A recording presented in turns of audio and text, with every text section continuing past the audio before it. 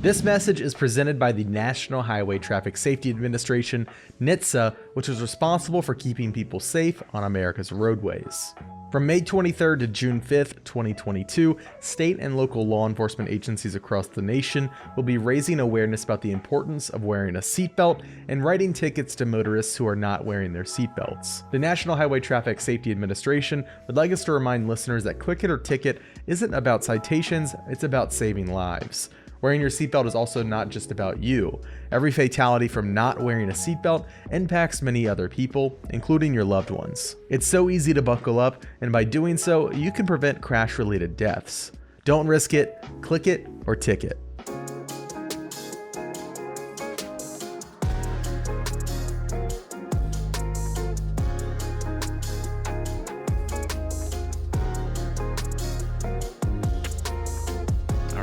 All right, y'all feel this? Y'all feel this energy? Bring it up. Yeah, look at that. We're getting the whole crew going today. Welcome to the Game Informer Show, a weekly video game podcast releasing every Thursday. I am your host, Alex Stadnick, and as always, I'm honored to be joined by the dancing one. Look at those moves. Oh my goodness. Alex Van Aken with the lift bite. Hello, sir. Hello. Hey, brother. My neck hurts now after doing that intense dance move. For the video viewers, hello, I'm happy to be here today. We're going to be talking about a lot of cool stuff, and I'm pumped up. I'm in my new apartment. Look at that. All behind me is boxes. Let me see if I can move out of the way. You can kind of get a glimpse behind me of all the shenanigans going on. I got to unpack still, but I'm happy to be here. I'm happy to be here, Alex. We're happy to have you. This is one of my favorite episodes of the year, and we'll get into why in a minute. But first, let's finish the rest of the rigmarole, shall we? Join us each week alongside a rotating crew of GI editors and special guests from around the industry to bring you the latest news, reviews, and guess what? Big man swag your eyes and ears can handle.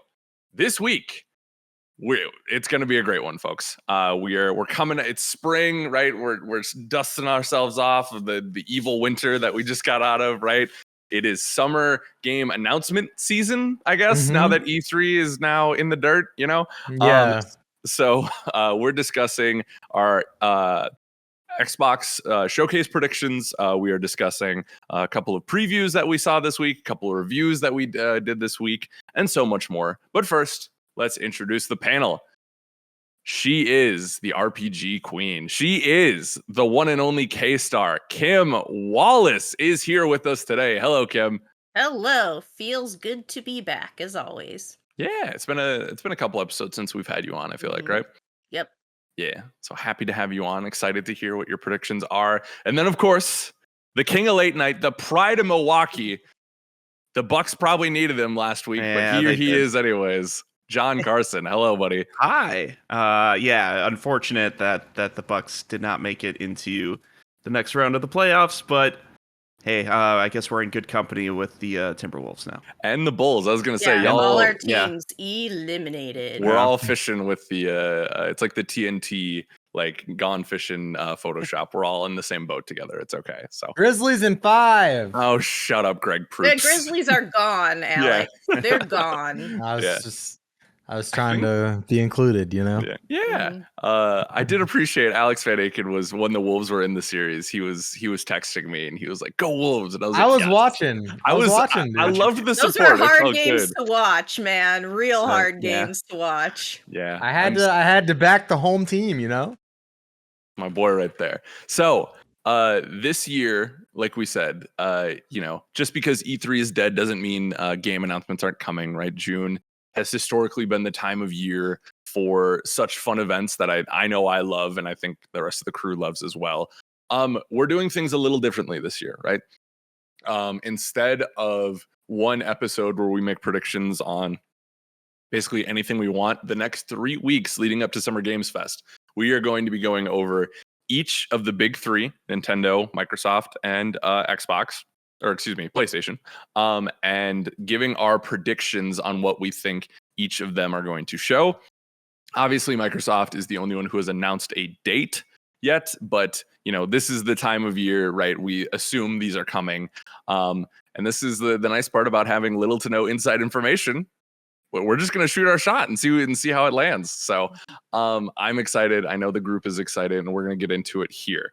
So A couple of notes. We discussed the rules, and it sounds like we are going to do just a point per correct prediction, right? So we each have 3 predictions lined up, and then we may do a lightning round with 2 like quick ones depending on time, right?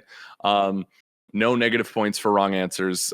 We want to spark creativity in this conversation here, but we're going to focus on Xbox this week. I don't know, did I miss anything in my ramblings? I think No. we covered it all. So I don't I think believe that's it. Yeah. cool. Let's go. Let's go. So, kicking us off, who do I want to pick? Let's go K-Star here. Let's kick off the inaugural 2022 video game announcement season, Xbox Bethesda showcase predictions. Let's do it. That's a mouthful. I know. I don't know which one to go. I don't know if I want to go big or go with like what I think is more likely. I'll go with something I think is really likely. Okay. I think The Outer Worlds 2, we're gonna get a release date. Gonna get a trailer and a release date. Starting big. Wow. I mean, like, they need to have something that has an actual release date on it, and I feel like we saw a good bit of Outer Worlds in that like debut trailer they did, and I'm really stoked for that game. And I think they said the release date was like, they didn't give it a release date, but I feel like they were aiming for next year, so I could see them definitely finally just saying like, this is the date, and it really after the new trailer hits and we see a good chunk of gameplay, boom, release date. You're starting off big. I like the big swings. I didn't even think that was my big one. Like, I have some like ones that I feel like are more long shots but hopeful ones. Okay. But yeah, that's what I think. I'm gonna put a release date on it. And something for people to like get excited about. I mean, that first game was, it's great. I loved it because it like brought back those Mass Effect feelings and all that fun stuff. But I hope for the second game they can kind of create more of their own identity and up it a little bit. I love the choices, by the way, so more of that, please. They did such a good job too with some of the characters, and keep that going. Yeah, definitely. I love that. I think that was my game of the year for 2019. I love that game. I guess it makes sense, right? Because this will be in October. I think it'll be 3 years since that first one came out. Yep. So, obviously dev cycles all over the place now, but do you want to see if you can add a point to this by saying what you think the date is? Oh, I have no idea. Okay. All right. Well, I wanted to see if you wanted to tempt fate here, but I mean, if I'm not losing points, I'm going to go for then fall or winter of 2023. Mm-hmm. Okay. Alrighty. You have to pick one, fall or winter, if you want the point. Fall. Okay. Alrighty. And then I'm sure if they do announce it, we'll get into a whole debate on when fall starts and ends and when winter starts. Oh, and yeah, ends. for sure. Yeah. Because winter really starts in Minnesota in like August. So like that could be winter at that point. So I always consider November the start of winter. Yeah. For me, it's like mid-December, like whenever we get like our first real good snowfall. Yeah, that's fair. Okay. All right. Well, cool. I like the hype already. I'm with this so far. John Carson. Yes. Keep it going. What's your next one here? All right. So I feel like this is a holdover from last year's predictions that I think is still going to happen, but we didn't see it in the last year. So fingers crossed that we are going to see a strategic partnership with a Japanese publisher for Microsoft. Because I don't think they're going to like flat out buy any Japanese developers. It hasn't really been in their MO recently, but they are kind of missing some of that from their exclusivity slate. So something like a Sega or a Bandai Namco or something like that, that they'll have a decent Japanese exclusive partnership. People keep saying Kojima, and I'm just like, he's so tied to Sony. I think Sony would lock that up before Microsoft, in my opinion anyways. But like, the rumor, like fans always speculate like, oh, is Microsoft are they gonna nab Kojima? Like, it would be huge I don't think Kojima comes that cheap either. I mean, Microsoft's proven No. they have money, but I mean, like, that's a big, and I don't know if he would want to be tied to, a big company outside of what he's done with Sony, just because, he had to deal with Konami for all that time, and I think he likes his creative freedom, but Right. yeah. Which is at least a public staple of Xbox game studios now, Mhm. is especially if you look at like something like Psychonauts 2, right, where they really let Tim and the crew create on that one. They could be promising that because they know Yeah. how much of an auteur he is. I've heard that rumor. I've also heard Sega a lot. Yeah, I've heard I feel like Sega over a the last lot. couple of years. So That that'd would be be interesting, weird, wouldn't right? it? Sonic the Hedgehog exclusively on Xbox. Yeah, it It's the- just doesn't. Yeah. Yeah, as the Dreamcast continues to wither away in our minds and spirits. So interesting. Do you want to? I'll give you another opportunity for another point here, John. Do you want to say which publisher it is? Or Yeah, I'm developer? going with Sega. I think You're going with Sega. Yeah, Okay. my heart says Sega. They have a lot of irons in the fire right now, and I think that'd be probably a good time. Like if now was the time to announce that kind of partnership, it would be like, hey, we've got these like Crazy Taxi revivals and like new Yakuza's coming out, and you could play all those on. That means they Game don't Pass. Atlas. Yeah.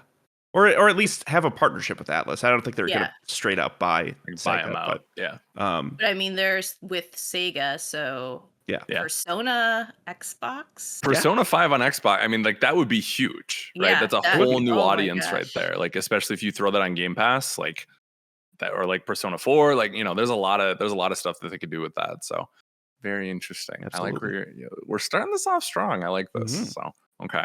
All right. So and you both have a shot at some extra points here, which is good. Alex Van Aken, Hello. hit me with one. Let's get it popping. Come on. Listen, Xbox, we know a lot of the games in the works. It's going to be hard to surprise us this year, I think, I think this is one of the years where we're going to get one of those platform announcements. It's going to get, a subsect of gamers really happy. I think Xbox is going to continue to double down on Xbox PC Game Pass. And I think they're going to announce official Xbox Game Pass PC support for the Steam Deck. You took mine, you son of a. That's a great one. I literally have 3 tabs up of Steam Deck stuff from Xbox. That's funny. Yeah, I think that's a really great one, and I have to censor myself. Yeah, keep going on that. I won't steal your thunder on this. No, I mean that's my prediction. I think I think Xbox is really playing up the, we're here to play nice with all the platforms. Like we're celebrating games, not platforms.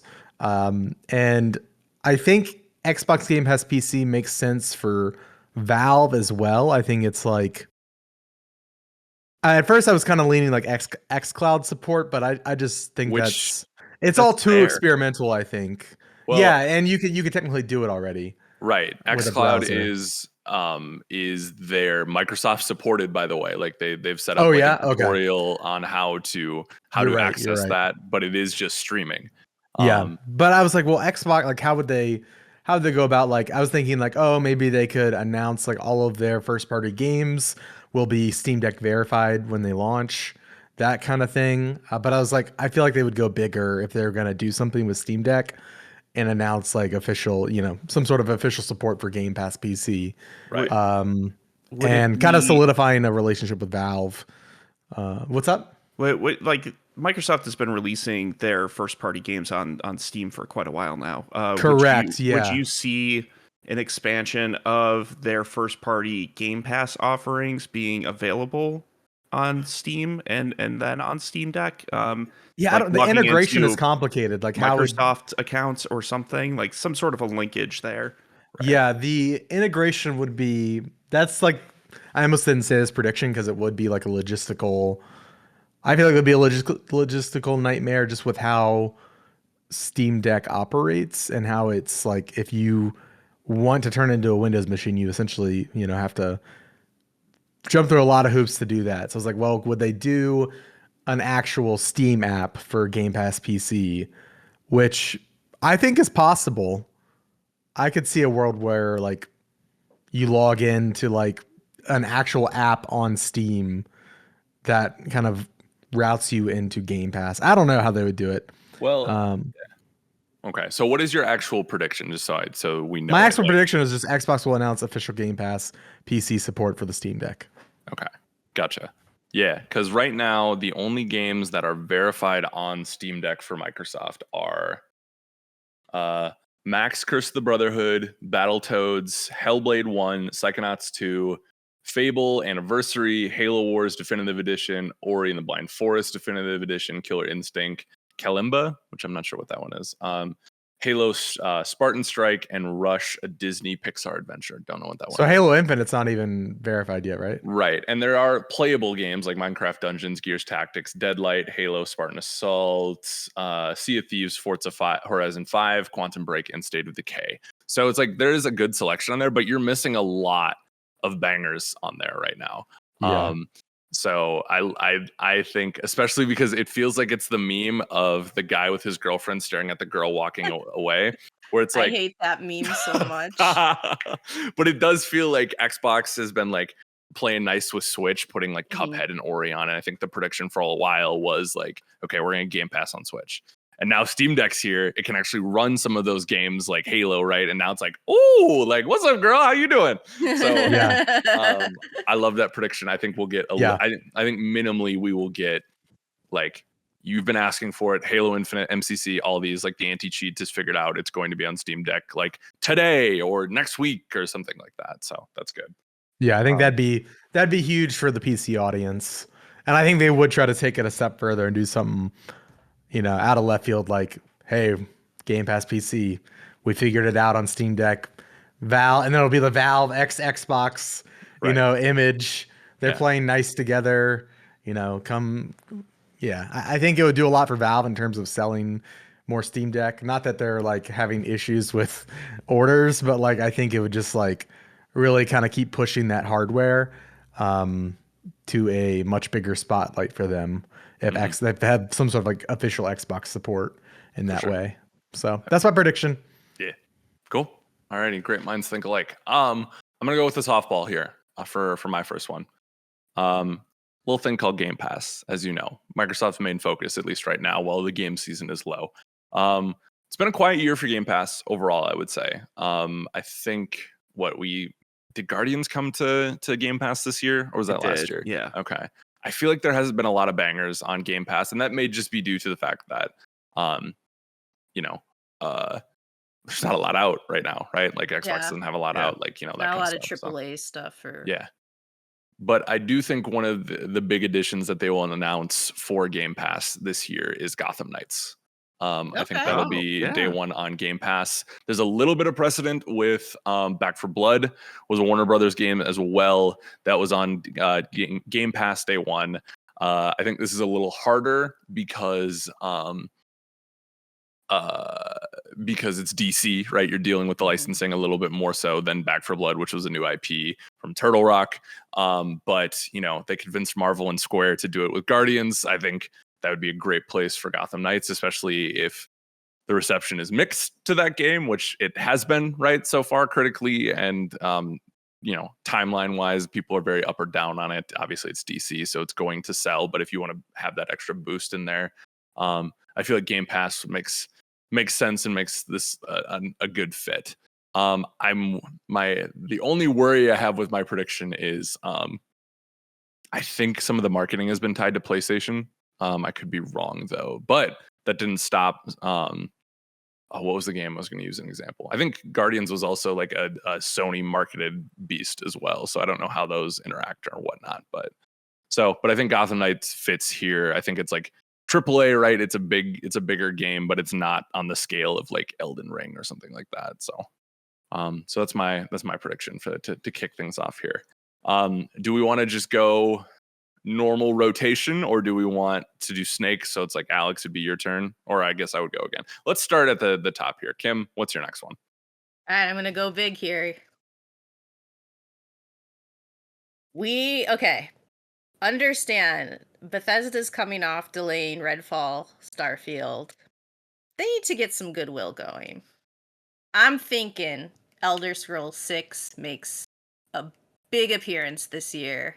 Wow. Yeah, I'm going big here. Here's the thing.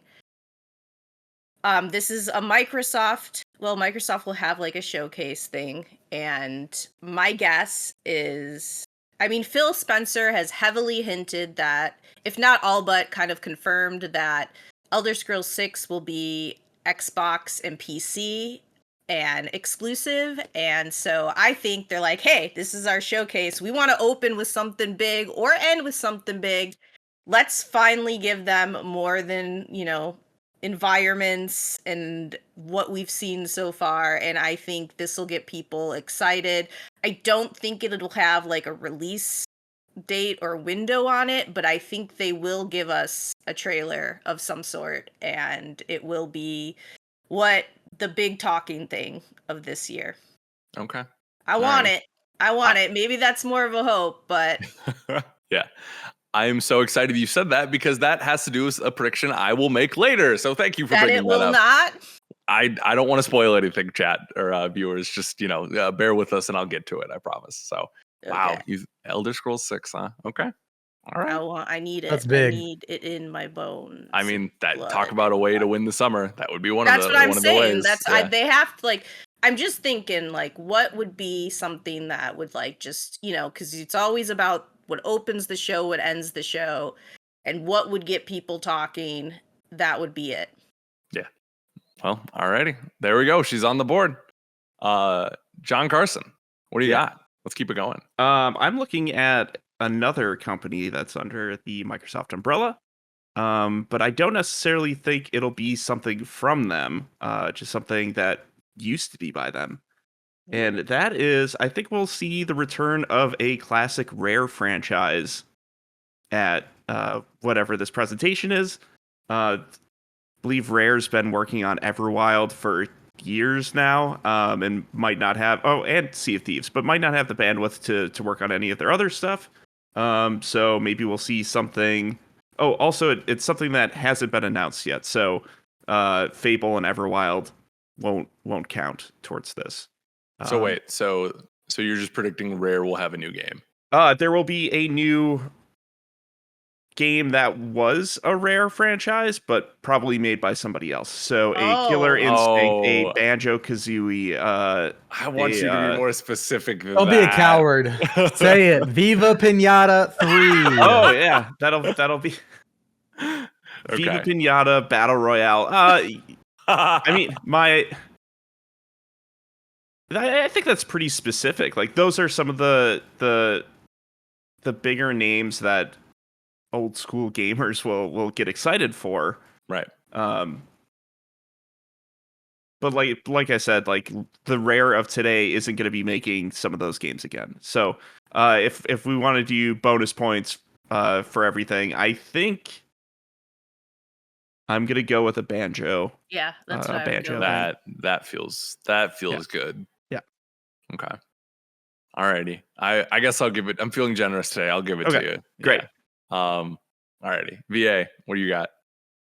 Okay, I have an opportunity for bonus points in this thing, if that's cool. Yeah. Because I haven't claimed that yet.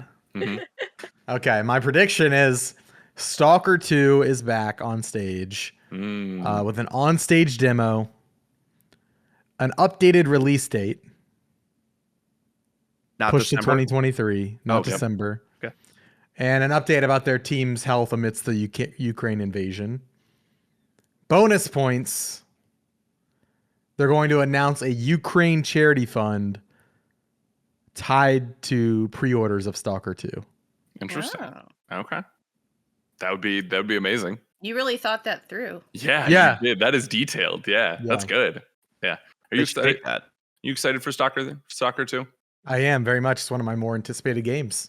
Okay.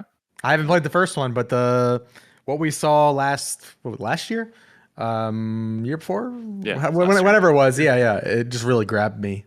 Okay. Looks like a game, and they said the keyword immersive sim elements, and I was like, what you got there? What are you buying? What are you selling? What you selling, bud? Yeah. So yeah, that's my my thing. I think they kind of had that NFT thing, but then they walked it back very quickly. Right. I think that was early on in the NFT stuff as well, and I think they got some goodwill back by like cancel. They were one of the first people to be like, all right, never mind, we're not gonna do this. Yeah. And so I think like they kind of, they were one of the teams that that were kind of in the spotlight when, Ukraine was more in the spotlight in American journalism, at least. And yeah, I think like people want to know what's going on with that team, even just like health wise. I know like they believe they all had all evacuated, and I think they come out on stage again. Xbox invites them out. And yeah, we get a deeper look at the game and a deeper look at the team. Okay. So yeah. Alrighty. Well, that's a good one. That would be one that would be feel good to get a point on. I was gonna save this for my rapid fire round, but Kim forced my hand, so here we go. This is a 3-team parlay here, right? And for you unfamiliar with gambling terms, parlay is usually when you bet on more than one team to win, right? So to get the full point, I need to hit all 3 of these. Okay. Because Let's hear it. saying there's no mention of something boring, right? We've all done that. We can all say there's not going to be a mention of Halo Infinite 2. Duh. Okay. So this year there will be no mention of Elder Scrolls 6, Indiana Jones, or Perfect Dark.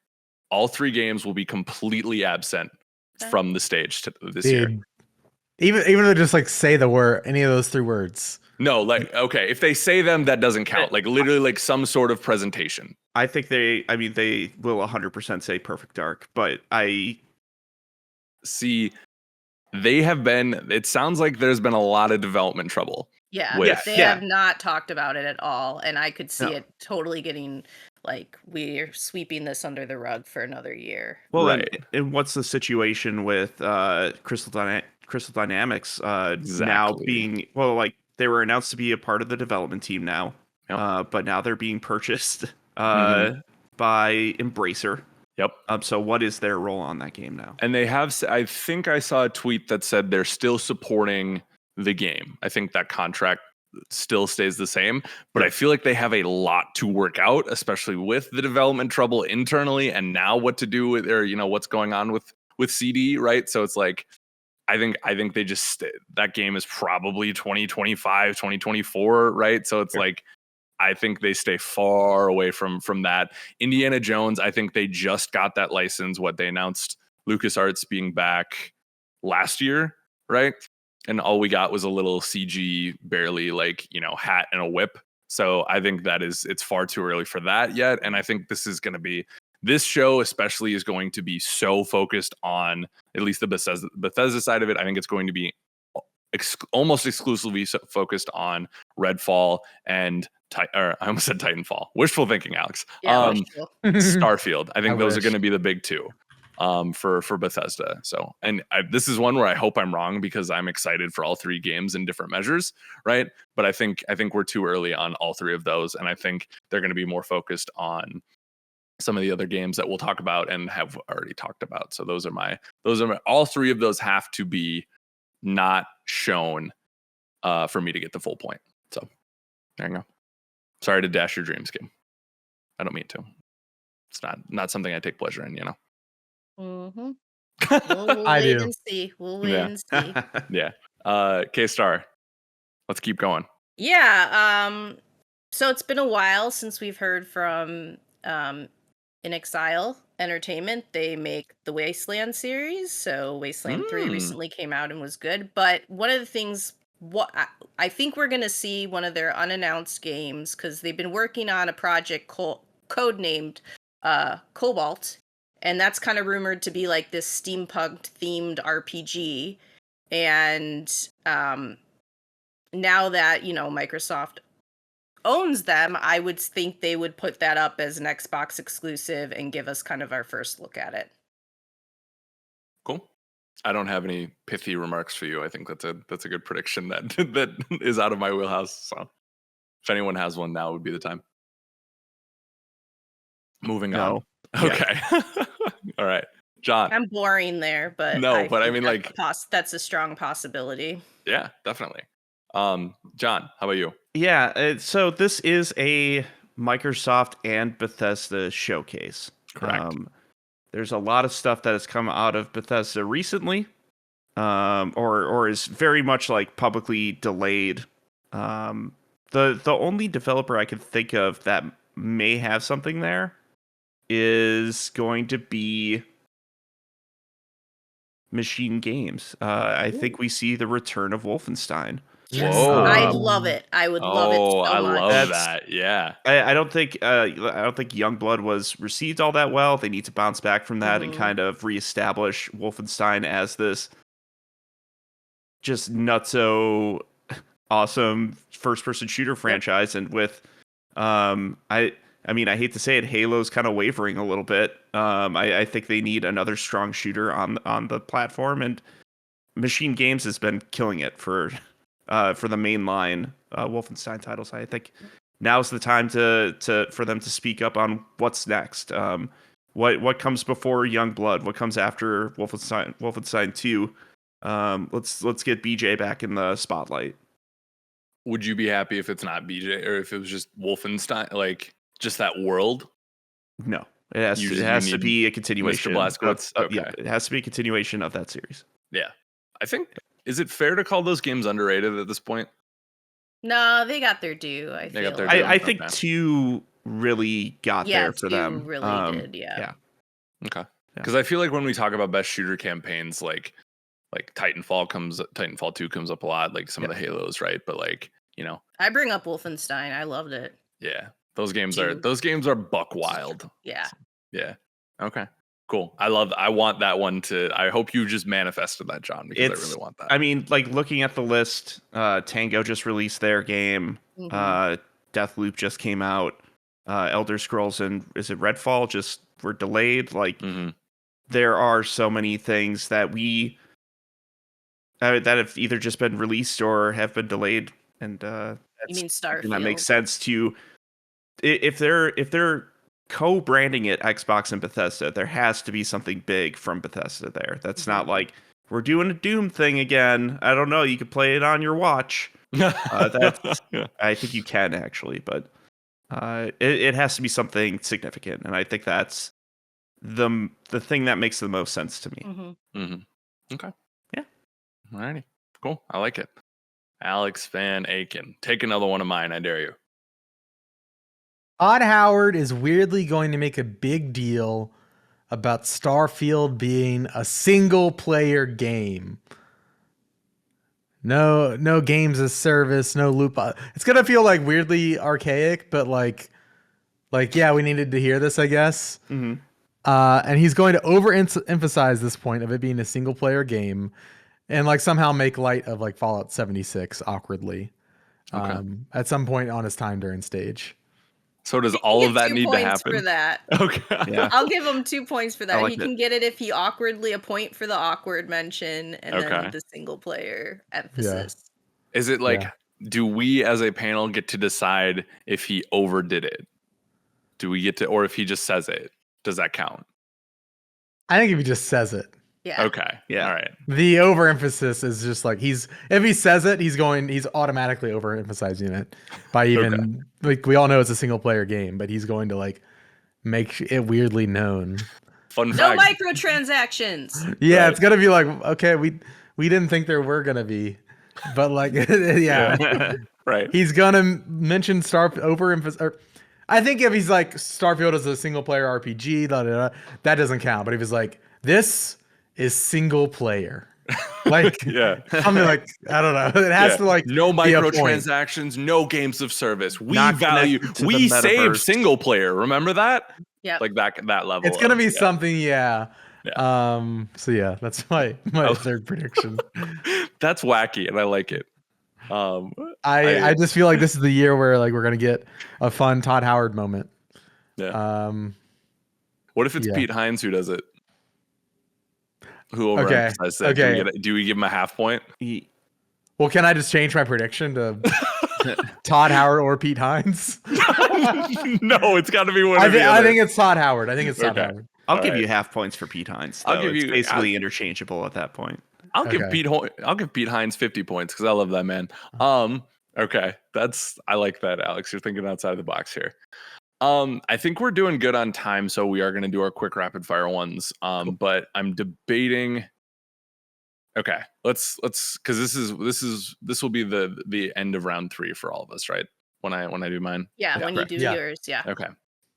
Alrighty. Let's do this. This is one I'm very hopeful for. Halo has gotten a lot of time in the sun lately, Yep. reasonably so, right? You know, a lot of celebrating the legacy of that series, right? You know, put them on the map a lot with the Xbox. It's a certain game that put the 360 on the map, and I think is woefully disrespected in the year of our Lord 2022, and that is Gears of War.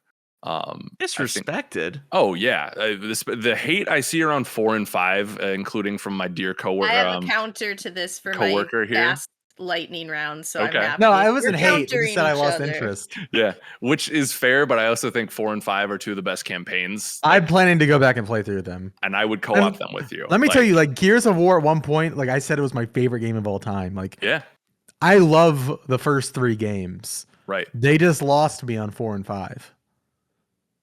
Yeah, and I'm telling you, like, especially how 5 ends, like, oh, so good. So, All right. my prediction is there is some sort of Gears celebration. Is it a remake of 2? Is it a collection? Is it the Gears Okay. collection similar to the Master Chief? I'm not willing to say that, but there's going to be some sort of thing with Gears to celebrate its past. Yep, My I think that's possible. My bonus point, it ends with a Gears 6 tease. Ooh, They All say right. it's spicy. it may not be anything more than Kate with the chainsaw giving a little bit of exposition, right? It may just be a total CG tease, but they will and they will say it's in Unreal Engine 5, which I think they've already said, but like that's such a big deal right now that they will re-emphasize that it will be in Unreal Engine 5. But that's not Gear 6 is So what the happens bonus if point. your bonus point comes true, but the other half doesn't? Oh, that's a good question. Wow. I don't know. What happens? 2-pointer. It's Is it like 2 okay. Yeah, I think like we'll give you 2 points on that. Okay. I like like how I'm that. just deciding all this. I mean, if anyone's against, speak now. No, I think if I you took get that right, point it's on it. 2. That's a Okay. big prediction. Mhm. Yeah. Because like I really I think it's time. Like Gears Tactics was a great game, right? The Gears 4 and 5 have been great. I do think these games, they're gonna get their shine now that like Halo kind of had its moment being back, and Halo is a whole nother beast, right? But Gears 6, it's time. And I'm very curious to see, without getting too into spoilers, I have predictions about what I want for Gear 6, but maybe that's for another time. But I'm curious to see how they move on after the ending that happened in Gears 5. So that would be amazing. So those are our big 3, right? Those are the big 3 for Xbox. Let's go. You're going to say both of your predictions in quick succession. You can give a little reasoning why. We'll make fun of you a little bit here and there, right? But like it should be good. Kim, give us your next 2, and then we'll get it going. To kind of piggyback off Gears Developer Coalition are working on a brand new IP, which is reportedly a smaller like Unreal Engine 5 title. Oh, It has a rumored release date of 2023, so I could see them showing off whatever that is this year. okay. See, I didn't know that. Yeah. That's awesome. Coalition's great. So I'd be excited to see whatever they have going. So that's a good one. And this is my long shot last one. That Fable reboot, they'll reintroduce it somehow beyond that CGI trailer that we got. Just to get people talking. It won't be much, but they'll get people talking again. Okay. Interesting. I think it's a long shot, like I said, but if we're gonna go 5, there you go. There we go. Okay. I like it. John Carson. Kim just took one of mine, so give me 1 second. All right, so the first thing is sticking on the Bethesda point. I think the PlayStation exclusive the Bethesda games are going to be coming to Xbox. So Ghostwire and Deathloop That's a good one. are going to be making their way to Xbox consoles. That's really good. The other one, man, that I was gonna say the same thing about Fable. But this seems like a long shot. Shoot that shot. And I know that you said things not showing up is not a great prediction, but given how consistent it's been, I think this is. I don't think that we're going to see a Forza at this. Oh, so not showcase. even because it's 7. It's Motorsport 7's turn now because we got Forza, right? Turn. Or is it 8? 8. Okay. Yes. Yeah. Because we went two Horizons in a row.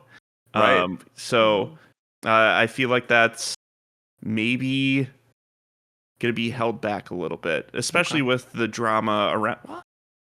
I mean, there's the drama around Gran Turismo and all of like how expensive it is to play that game and the support behind it. It's either going to be a moment to like plant Microsoft's flag in the ground for simulation racing, or they're holding it back to reevaluate things with their franchise. But okay, I'm leaning towards the latter.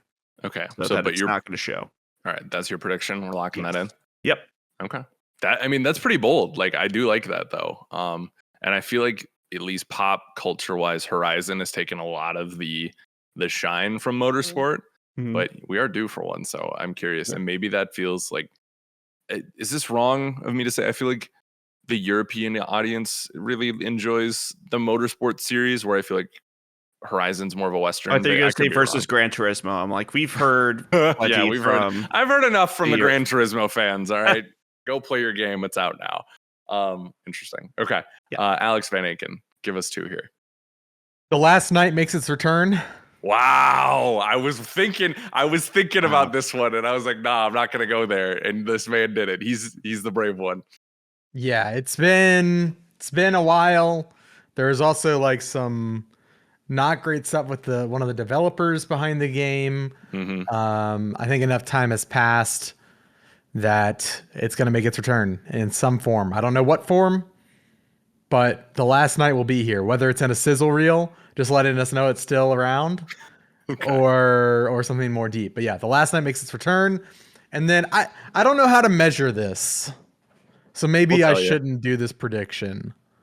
But we're going to get Redfall gameplay, and it's going to be the highlight of the show. Ooh. I think that's like not, we can't judge that. So I'm going to say we're going to get Redfall gameplay and a release date of spring 2023. That's good. That's very good. I think, but wait, hold on. Did they say that already? Someone look up that tweet. Didn't they say the release thing? If they did, I'm going to force you to say a month. Okay. All right, let me see. Because I feel like it is. What? No, that got pushed back, didn't it?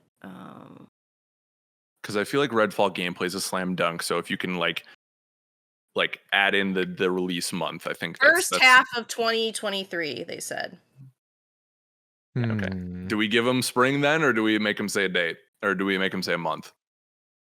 Month. I say month. Month. Or could I say no release date? I mean, you could. Can you say this side of the fiscal year or the other side? Because the first half is, I mean, you have until March or you have after March. Do they hit their when it's going to make the money for this year?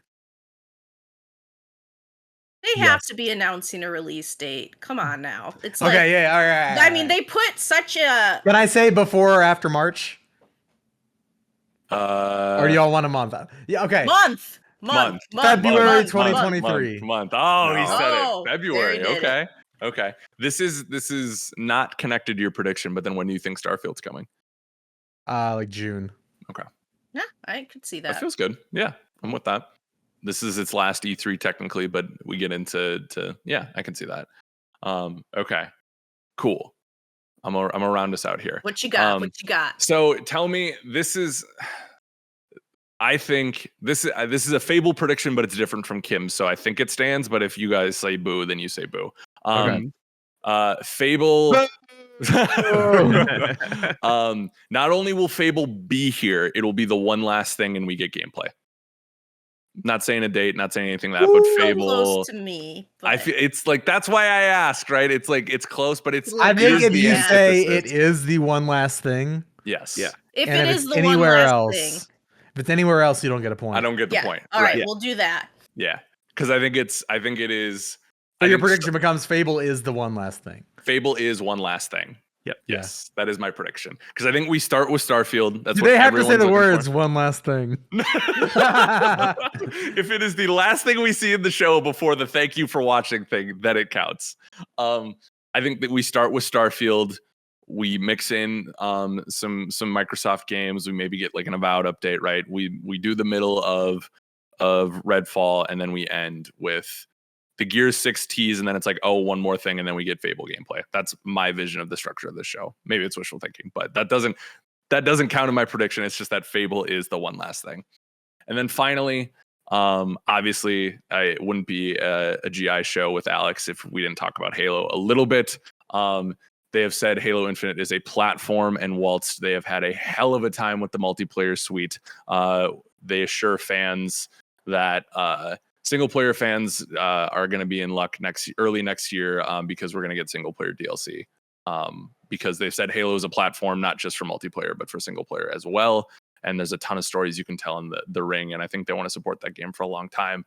So Halo single player DLC announced. Quick question: is it a platform for co-op?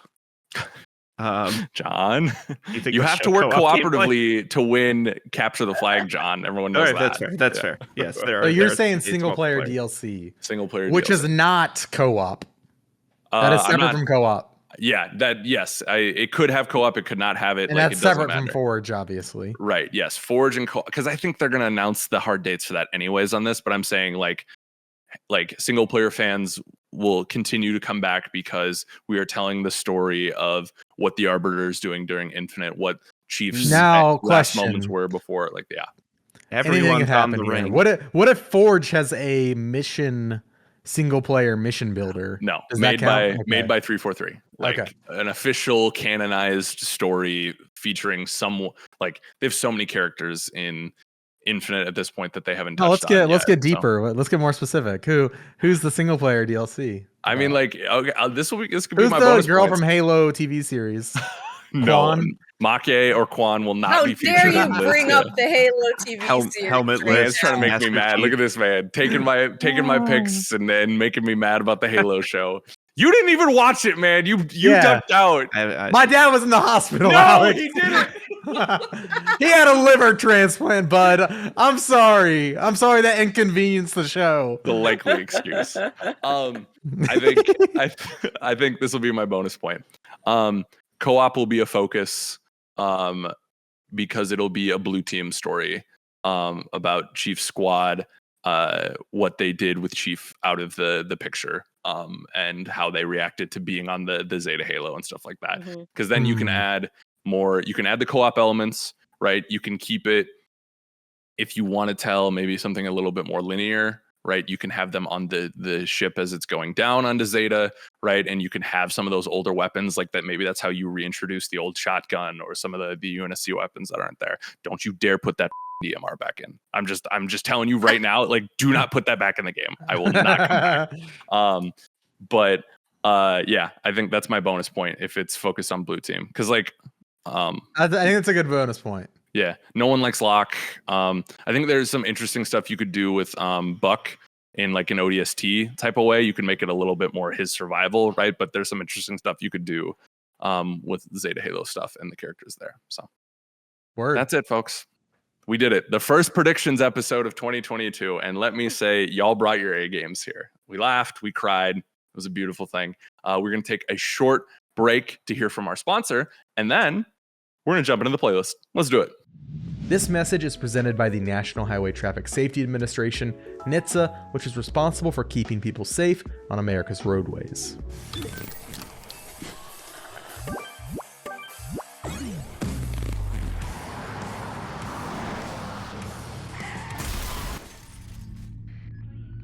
Game world or real world, seatbelts save lives.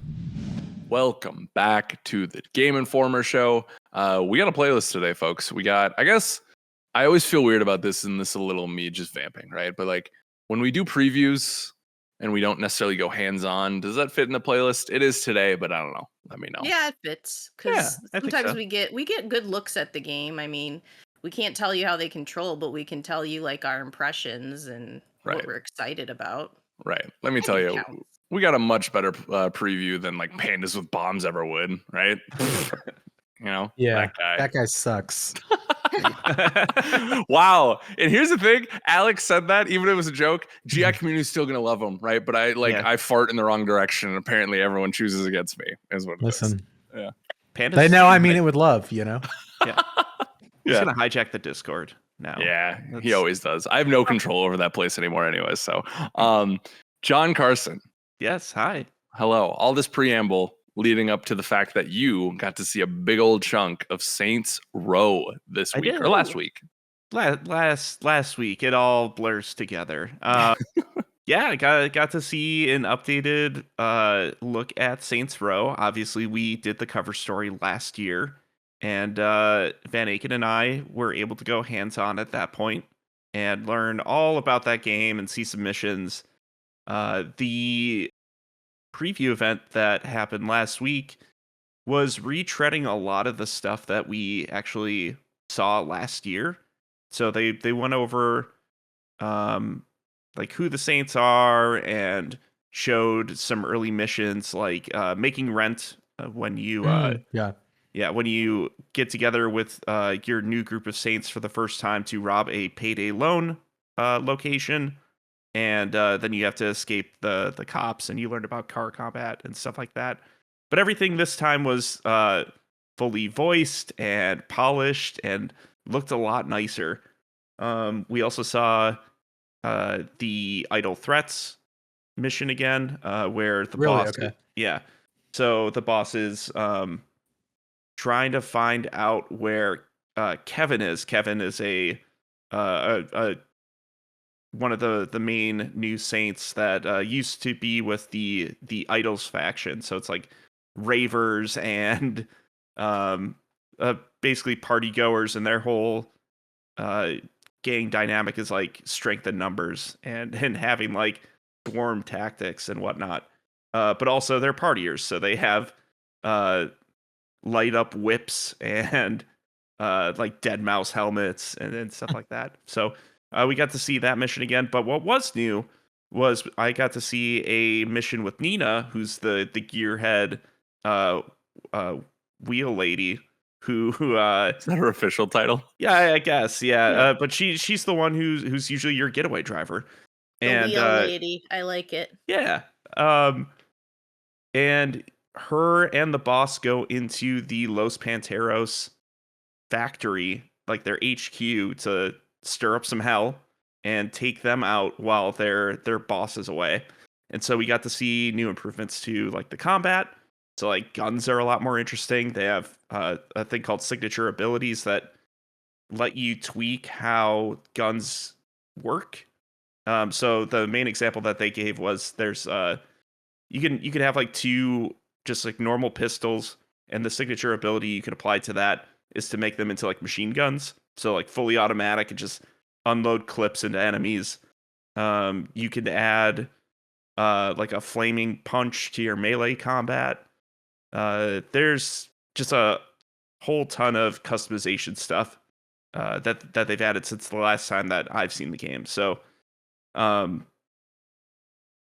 yeah, the customization suite was actually something that we didn't get our hands on at all, right, Alex? No, year? that was strictly Yeah. off limits. Because I know that was a lot of people were wanting to hear about it, and they weren't ready to talk about it yet. Yeah, so they've shown it a couple times since then, but they've blown it out quite a bit. You can choose like whatever skin color, like shine. You can make your boss look like they're covered in baby oil. What? Whatever size, shape, gender, whatever you want to do with your boss, you could do it and customize all the clothes that they can wear. Oil. Baby oil. You There have to was some stop there because, like, I was not expecting you to say baby There- oil. I What is saw this, some very- Yakuza? What's Yeah, going on here? I saw some very shiny bosses. And to be clear, you're saying bosses as in like the main character are considered the main bosses, character, right? yeah. It's the boss is your customizable character that you play as in Saints Row. If you put on baby oil, you better be like slippery or something so enemies can't be able to like It get turns a hold into of an you. ice level where you can't Yeah. like Slip totally and slide. control it. Yeah. It'd be really good. Yeah. But what they've done with this customization is you can actually have different presets to change how you look at any time, and it doesn't matter. It's not like you have your main the main look of your boss, like how their body looks and what their skin tone is and what their gender is. You could swap all of that out on the fly and just have like 5 or 6 different, like, oh hey, I want to look like the Hulk now, or I want to look like a demonic Ronald McDonald. And you can kind of just like switch It's it out whenever redundant, you right? want. Yeah, exactly. Saying a clown is demonic, they go hand in hand. He's a pretty friendly dude. Yeah, that's what he wants you to think until he's like, taking your intestines out to make a Handing McDouble, you you know? cheeseburgers and fries. This makes me miss the old Polygon Monster Factory videos because it sounds like they would have just had a ball. Oh, I mean, they still make those. It's just They not do? on Polygon anymore. Yeah, the McElroy brothers still make them. But they're gonna have a field day with this game. It's gonna be great. But there's also like weapon customization, so you can make those pistols look like big foam fingers, so they're just finger guns that you're shooting. I spoke with the creative director Brian Traficante, and he said that he likes putting on a customization that makes the pistols look like Star-Lord's guns. He said, cool. but not exactly Star-Lord's guns, but close enough that they look like those. So there's a ton of ways that you can switch up how your character looks, how their guns act. Were there lots of hair options? This is very important to me. Yeah, there were. I didn't see all the exact hair options, but like there's options for just about everything, and then some. And you gain more as you play the game. There's different stores that will open up, and they'll add more inventory to those shops as the game goes on as well. Gotcha. So yeah, customization is a huge part of their experience. But I think like gameplay wise, that game is coming together super nicely. Wingsuit stuff looked a lot better, I think. And they added features like ejector seats to cars, so you don't have to like drive your car really fast and then jump on the roof of it to then wingsuit off of it. You could just eject off of it and get into the air super quick. They also added an ability to the wingsuit where you can bounce off of pedestrians and like float your way back up, which is super neat. And I don't think they had anything like that before. Did they discuss anything with car customization yet? Yeah. Yep. Yeah, So there's tons of car customization options as well. They said there's like 80 plus vehicles in there, and you could add like those things like ejector seats. I think like NOS boosters, undercarriage lights, like whatever you want. Like there's a ton of stuff that you get in there as well. Beautiful. I love to create my own pink mobile. Yeah. So There you every game, I'm all about it. So this makes me happy. Sorry, go ahead. ahead. Oh, okay. It sounds like, from what I was seeing on the timeline as well, from what you've been talking about too, it sounds like this is, and I don't think they've been shy about this, right? But a more grounded Saints, similar to maybe that of 2 or 3, not quite like the They've said wildness. It's in between 3 and 4, right, John? Between 2 and 3, yeah. So because 2 is a lot more grounded, but still had like some goofy stuff in it. Where 3 kind of went into like the virtual world and kind of played around in those settings before going full bore in 4. Right, full bore in 4. Yeah, we love to see it, John. My writing chops. But my question to you though is like, do you like that direction? Is that working for you, or do you like the more fantastical elements of the latter games? It works for me. Like those games have their place, and like getting those superpowers and like flying around is fun. But recently I've been liking like being on the ground in games and like being on the street level and learning my way around a town instead of like skipping everything and just flying over it. I think there's a benefit to being on the ground level and having that more intimate interaction with the world. Except when it's Spider-Man. Well, except for when it's Spider-Man. That's then you have cool like giant skyscrapers to swing through, and which this game doesn't. So yeah, how did the world look? Because my whole thing was I saw the game super early, Mhm. and I couldn't get a sense of like, is this going to be a fun world to explore? Like, are they putting a lot in there for you to do? Did you get like any feel of it, of like, even any activities around it?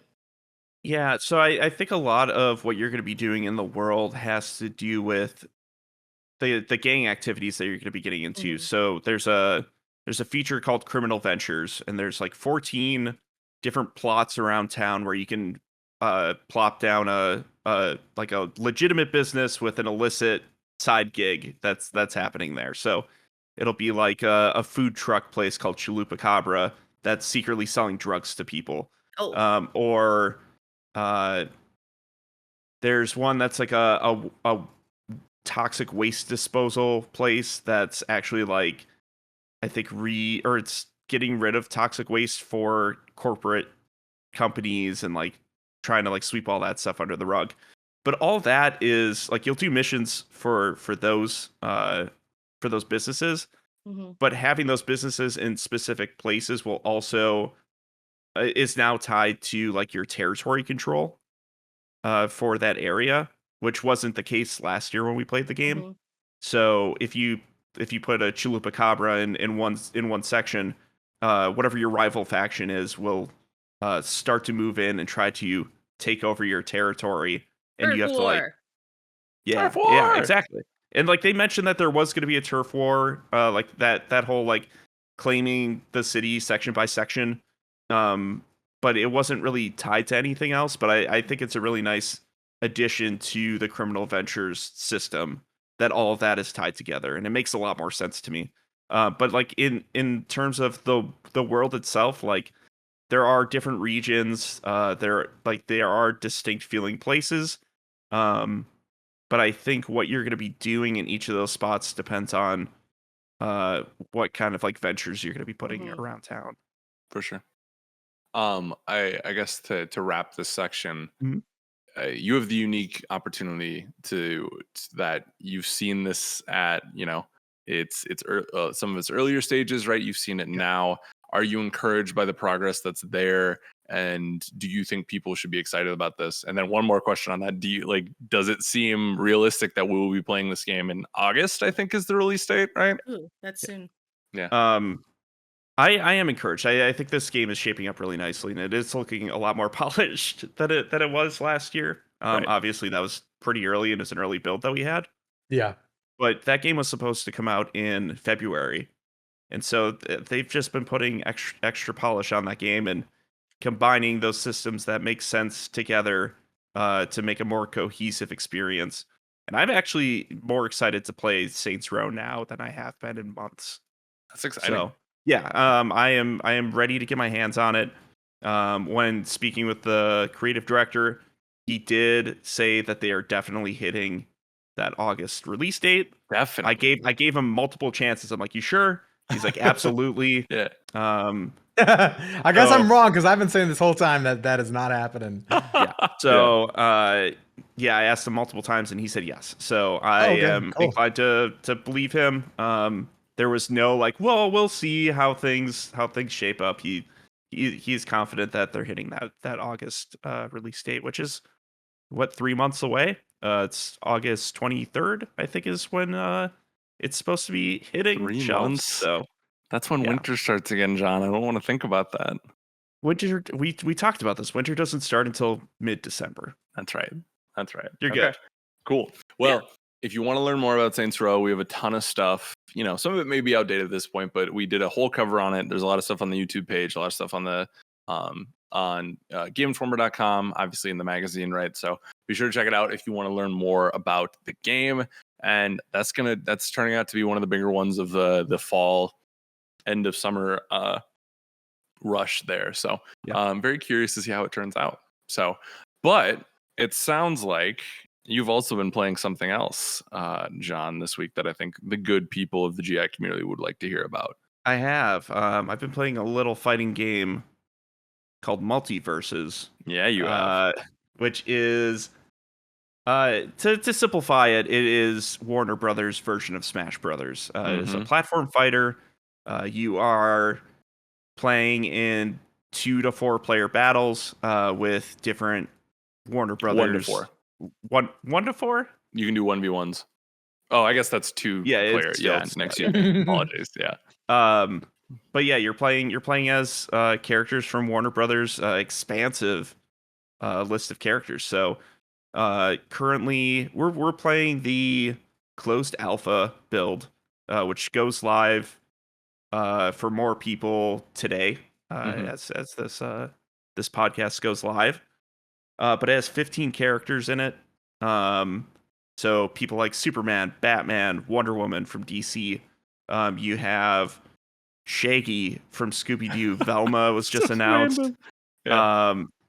You have Finn Arya and- Stark. yeah. You have Finn and Jake from Adventure Time, Steven Universe, and Garnet from Steven Universe.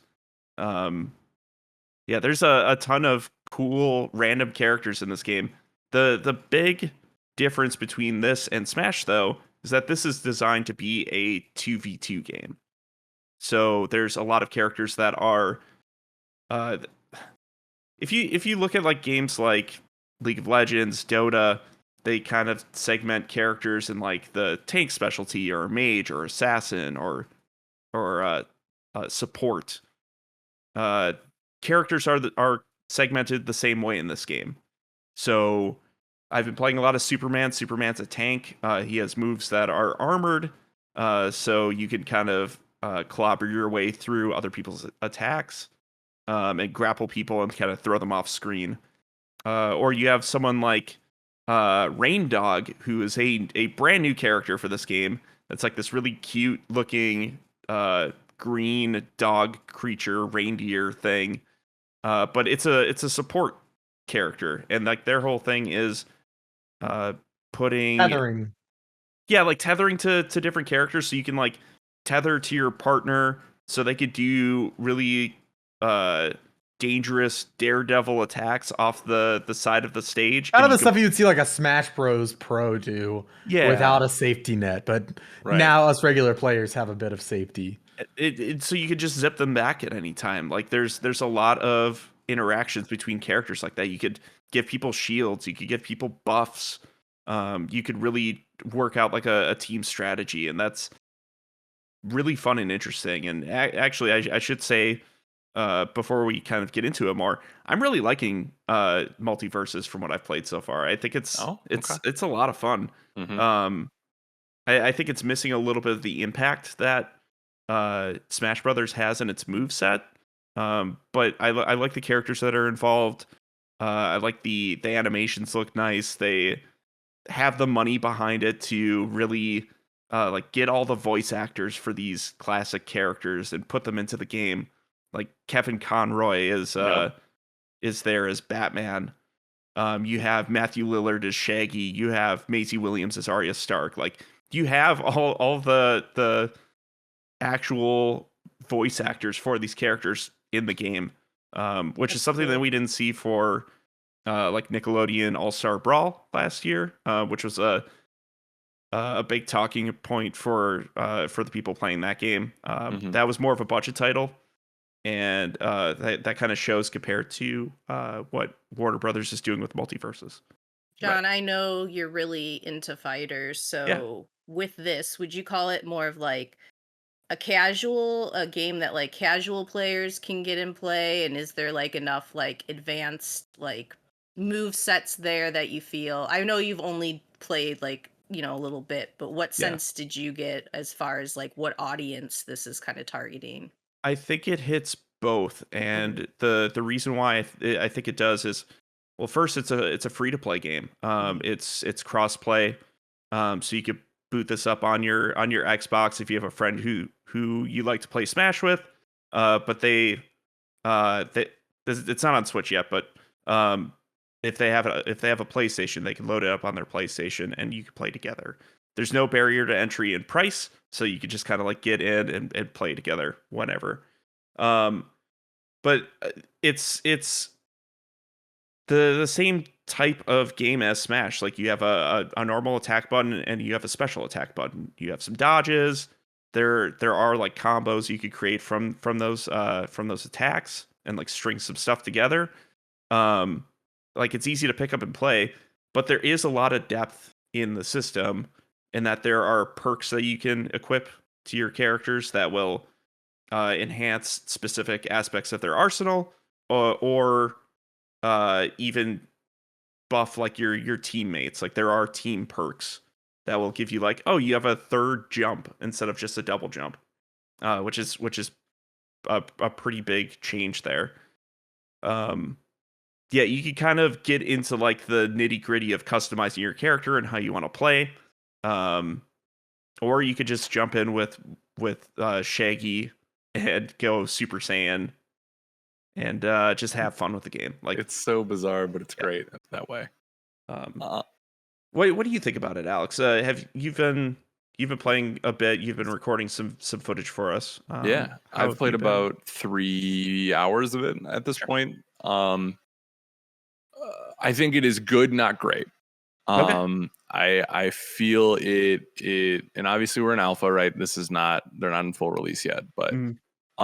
I feel like they're occupying a space between Smash being the bar, right? Like and then Nick All Stars down at the bottom, right? And I feel like they're in this center point, right? Because for a couple of reasons. I do like there seems to be more of an attention to detail and purposefulness that this game has that like Nick All Stars did not. And like you said, right, WB Games seems to be putting more assets behind this than I think the team behind Nick did.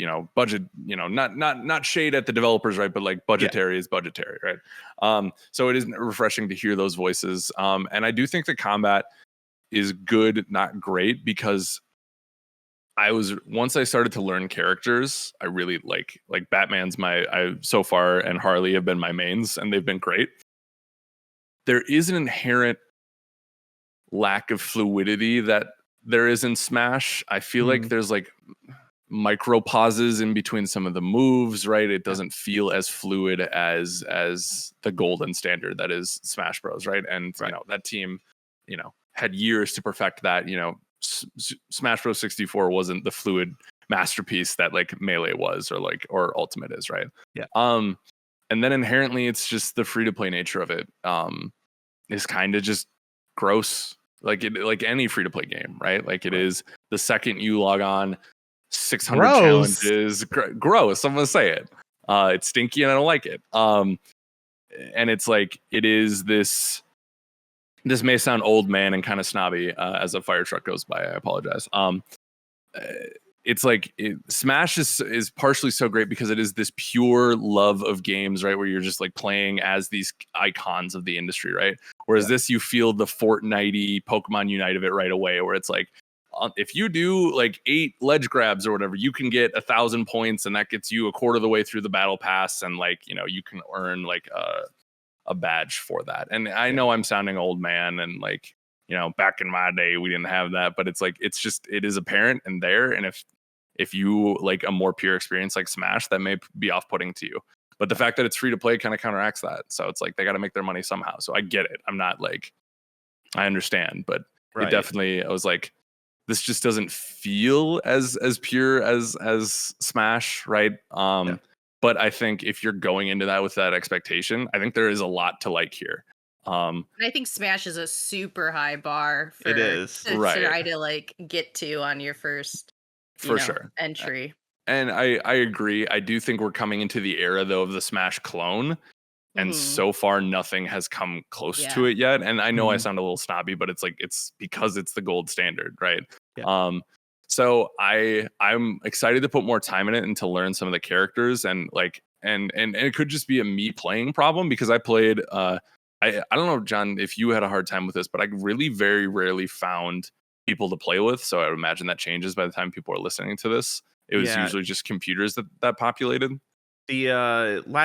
The last couple of nights I've been playing pretty late, and I would kind of come across the same person each time, right? And just get bodied by someone's really awesome Jake. Yeah, or Arya. I ran into an Arya that was very fluid, who got the juggling down right away, where I couldn't get down on the ground. So I'm in a Discord with some other industry folks who play fighting games together, and someone got bodied by Sonic Fox. Like, Oh, really? One of the best fighting game players in the world, and Yeah. they just destroyed them. Right. So yeah, they're like, this isn't It's fair. it's Yeah. the worst when you keep getting matched up with somebody who you're like, I Yeah. don't want to play you again. You're the worst. Yeah, Yeah. it's like I'm just gonna exit Miserable. out. Yeah. I do think it is excelling in a spot that even I like the level of how conscious you do have to be about in-game effects, though. I think that is a nice touch and something that Smash doesn't even do, right? Because there are characters, like John said, that have different abilities, but like that stems to like there's some people who have a fire effect, right? And you need to hit them a certain there's something that pops up above an opponent's head that shows like a flame, right? You need to hit them 5 times within a certain time period, and then they'll start on fire and take damage, or there's like a weaken ability. So there is more strategy within the moment to moment than I think even I don't think I could say even more than Smash, but it's a different focus, It's right? different. And yeah, Yeah. and that's something that is a risk I really like that they're taking, and I think could make for some interesting matches, and like seeing how, especially when pros get their hands on it, seeing how they manage those buffs and debuffs in game, I think is going to be very interesting in this. So I definitely like. I don't think it needs to be Smash to be successful. I think if you're going into it expecting that, you're going to be disappointed. But I think there's good bones here that I'm excited to see, especially when they add like Tony Soprano into the game. Like I'm very excited the to see Gabagool. him and Lydia going at it. 1v1ing. So He just goes to therapy for 30 seconds. right. Going back to like the whole free to play nature of this game, I'm a pretty big proponent of fighting games trying out more free to play options, because when fighting games in general have a pretty dedicated audience, but it's small compared to a lot of other genres. And I feel like when people get excited about a fighting game, whether it's Guilty Gear or Street Fighter or Tekken, there's a flash in the pan where everyone's playing, and then within a month or two, you only have like the hardcore of the hardcore who are playing it. And I think lowering that monetary barrier to entry will go a long way to getting more people in over time. And like people could just jump back in whenever, or if a new character is released, or a new skin is released for a character that you like, people have an easier way to get back into that game and play it again. I'm excited to see how this does, especially with like that roster of memorable names that are coming in, like the Iron Giant's coming in from like that's a character that I want to play. I'm playing him pacifist only. Yeah, I was gonna say just totally antithetical to what the Iron Giant is, but sure, we'll allow it. But like there are characters that they could add over time. Like they're doing battle passes. They're doing on like tons of unlockables. There's some good unlock. Have you seen the Samurai Batman skin at the end of the? Yeah. And that's It's not great. even on the battle pass. That's just like free if you level up to 50. Like there's some sick cosmetics. And as like, I mean, that is the draw of these. Smash has turned into this pure thing, but in its first iteration, it was like, oh, all your favorite people are here. Like this is just like a celebration of those characters. It has turned into a standard, but I mean. You could argue that it always did feel pure, but yeah, I don't know. Like I really like this. I'm actually, when you guys were talking about it, I booted up my copy and like just did the tutorial. I heard the stakes. Yeah. Did you? Yeah. And I'm having so much fun, even like this in this 10 minutes of. Granted, I just picked Shaggy, who is like my guy, and I'm just hearing myself or seeing myself in my head. I think like oh, what if I like just role played as Shaggy with my friends, and that was the only character I played. Like, just the stupidness that this kind of game, like Alex said, Tony Soprano, like I mean, that could I'm happen. just like, what as I hear half these characters? Like, wow. Seriously, right? Yeah. Yeah, while you guys are talking, it feels very floaty and almost like you're in like slow motion. But I think that's just platform fighters in general are yeah, but like even more so than Smash, I feel like. Yeah. But it its pacing feels like, granted 10 minutes of trying it out, it felt like I was in more control than I am in Smash, and I think because it feels a little more slow than Smash. And so I was like, oh well, in my head I was like, I can, chain these two attacks together, and like I'm bad at fighting games, and so like when something is a little slowed down, something more casual and friendly, I don't know, I feel like it's more inviting. And And I'm Oh, go ahead, sorry, Alex. I was just finish your thought and then I'll jump in. I was saying, I wonder if this is going to do the same thing that Pokemon Unite is doing in terms of like making this genre that is typically very hard to get into accessible to a larger fan base that might just come because their favorite character is available to play. LeBron James has been rumored. For this, Yeah, from- because he's from been in Space Jam. Ugh. It's a double-edged sword for me because I do like it's harder to bounce people off the maps in this, and there is some wall climbing abilities that they've added in here, right? Where if you're careening off the left or right of the platform, if you get to the wall, you can kind of climb up. It's harder, but on the flip side of that, there's characters, and I guess this is the same for Smash too, right? But like it's hard to tell when someone's gonna go flying because I've gotten characters who like are smaller in build to like almost 200 damage points, right? And they still won't get off. But then there's some times where I'm playing as Batman or someone a little thicker, right? And I'm at like 115 or 80 and I bounce right off and go into the ceiling. So it's like, I wonder if those are tweaks that they can make as time goes on, right? Balancing things, because this is only the alpha, right?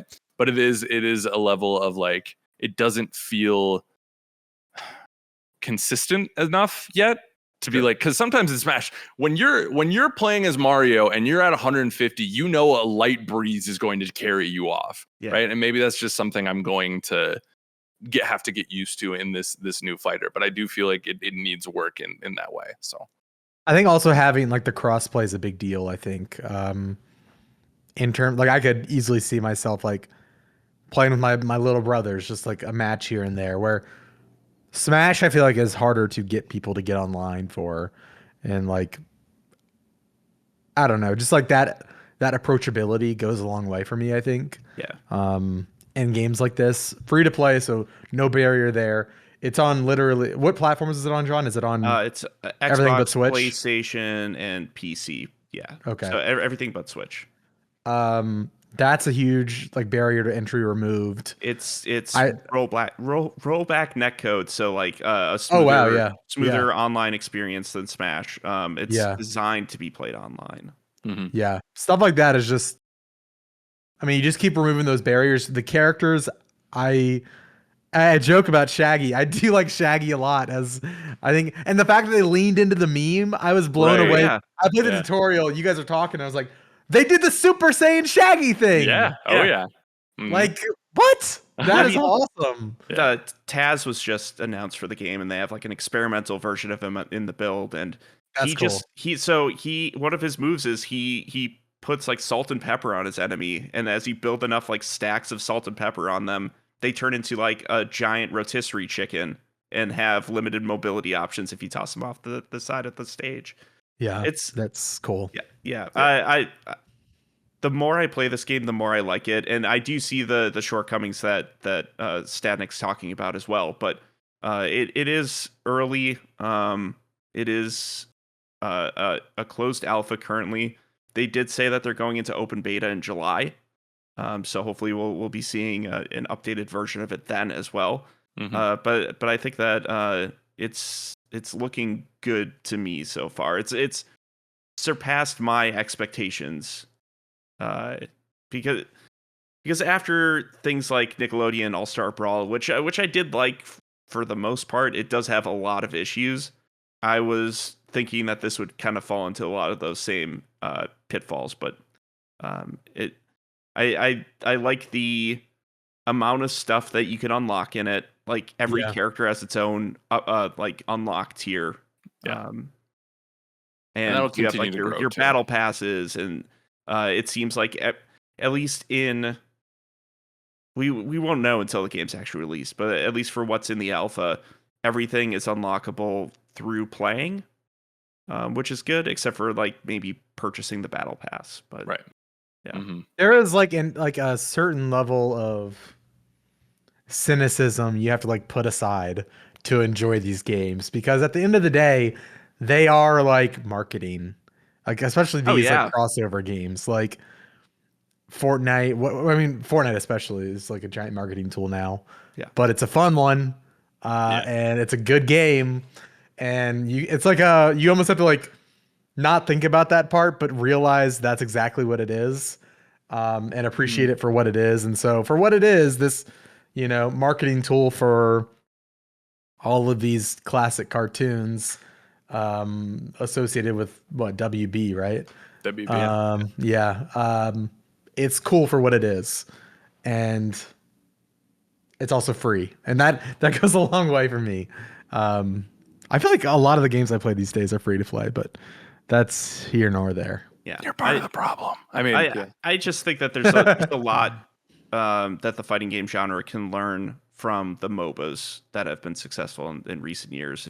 If they take the lessons that Riot has learned from League of Legends, I think that they can make a more successful fighting game that has legs. And I think that what MultiVersus is doing is a good step in that direction. So It's funny. I didn't know what this game was a week ago. no. No, I hadn't heard of Wow. it. Yeah. Truly, your death's door this year. Oh yeah, definitely. Yeah. I love the Spirited Away influences in this one. Wait. Well, I mean, well, it's on HBO Max. yeah, you have that Ghibli collection, bro. Like, never say never. Gangs, the gang's all here. Give me the moving castle. Yeah. It's weird. I feel like I'm not usually the contrarian on things, but yeah. I don't know. Nice change of pace. Yeah. You're a it feels Smash good. diehard though. Like I am, but I think Yeah. it's because also they do things right. Like it doesn't feel. That's what like, a Smash. I just like it because it's better, man. they do good things. I mean, like your point about marketing, right? Like it is inherently there is marketing in that game because it's like I learned about Nintendo franchises through Smash. That just is what it is. But that doesn't Fire Emblem, baby.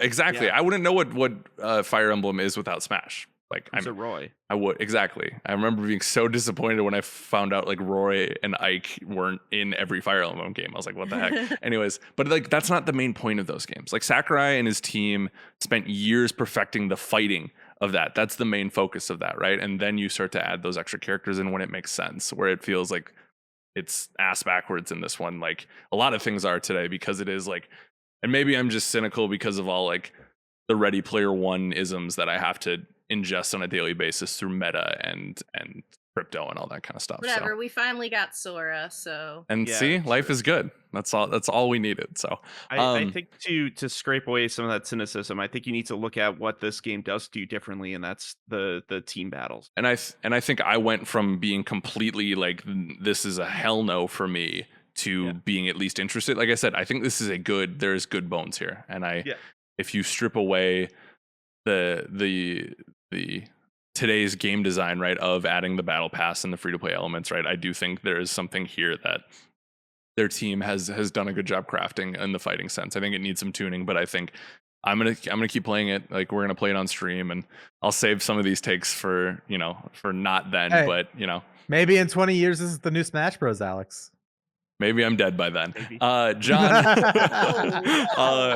life expectancy is going down according to Alex Van Aken. So, I told him that yesterday. It's true. That was dark, man. yeah. Sorry, too much. If you're interested in MultiVersus, you can check out GameInformer.com. John has his written preview up there. You can go to YouTube.com/GameInformer to check out. We have a bunch of MultiVersus videos that you should check out, focusing on the game as a whole, and then cut downs into specific characters, right? If you're interested in Batman, Harley, that kind of stuff, check that out. And then also keep it locked to twitch.com/Game Informer for our stream on MultiVersus. That I think it's going to be us three and one Marcus Stewart, if I'm not mistaken. So Yes. should be a good time. Kim, you've been very patient. You've been asking some great questions. What are you playing this week, my friend? Well, I'm sure when people look at the timestamps for this, they're probably like, what the heck is the Centennial Case? And I'm here to tell you what that is. Square Enix recently launched this live action murder mystery adventure about like this cursed family who they've suffered like a chain of weird deaths over the past century. It's on Switch, PS5, PS4, and PC. And it's unlike anything you've really played. I mean, I think to compare it, like you're watching a movie, but you're like searching for clues, and then you go and put like hypothesis together of what happened, and then like present your logic on what actually transpired. And there's like 4 different like murder cases, and they're all set at different points in time, like from 1922 all the way up to 2002. So you're trying to figure out the connections between these and the family. And I've finished the first case. I'm like in the middle of the second so far. But it's all like it's very different and interesting. And I recommend, first off, try to play with the Japanese voices on, with subtitles, because although the voice acting is fine for the English, the like lips aren't synced and it's really kind of awkward at times. But other than that, like this whole thing centers around like this like fabled like fruit of youth that all these people are after, because they want to like become ageless. And so it asks a lot of questions about this, and it's a good mix between like campy but also like interesting, like figuring out the mysteries with the logic. So like at one point yesterday she's like, is this blood? And I was like, oh my god, it's back to Chris's blood all over again. But you know, like you have those moments. But it's been pretty interesting so far, and like I said, just something very different to play. And so you will like watch a lot of footage before you get into the actual like gameplay screen, which has you looking at all the clues and then dragging them to like different, because it'll ask you a question like why would this person be in this room, or why would this person, you know, what murder weapon was it? And you can put different things that you think they are, and it'll kind of like show you different paths that you could go to present your argument on what really happened at the end of each case. So kind of got like a little Ace Attorney feel to it, I of was gonna like, ask, yeah, but not as not as jokey, you know, Right. there's no humor bent here. It's just about like there's some crazy twists with, like I said, one of your main characters is like this scientist who is like out to get this fruit of youth, and see what they can do with it. So like I said, it all starts with these skeletal remains under this cherry tree on a family estate, and you kind of find out that like there's been a lot of press and media coverage of this, and so they're trying to keep it on the down low, figure out like in 100 years who is this person that's buried under the tree, and why does this cycle keep happening with strange deaths in this family that supposedly has like this connection to something that can like prevent aging. Interesting. This sounds wild, like in a really good way.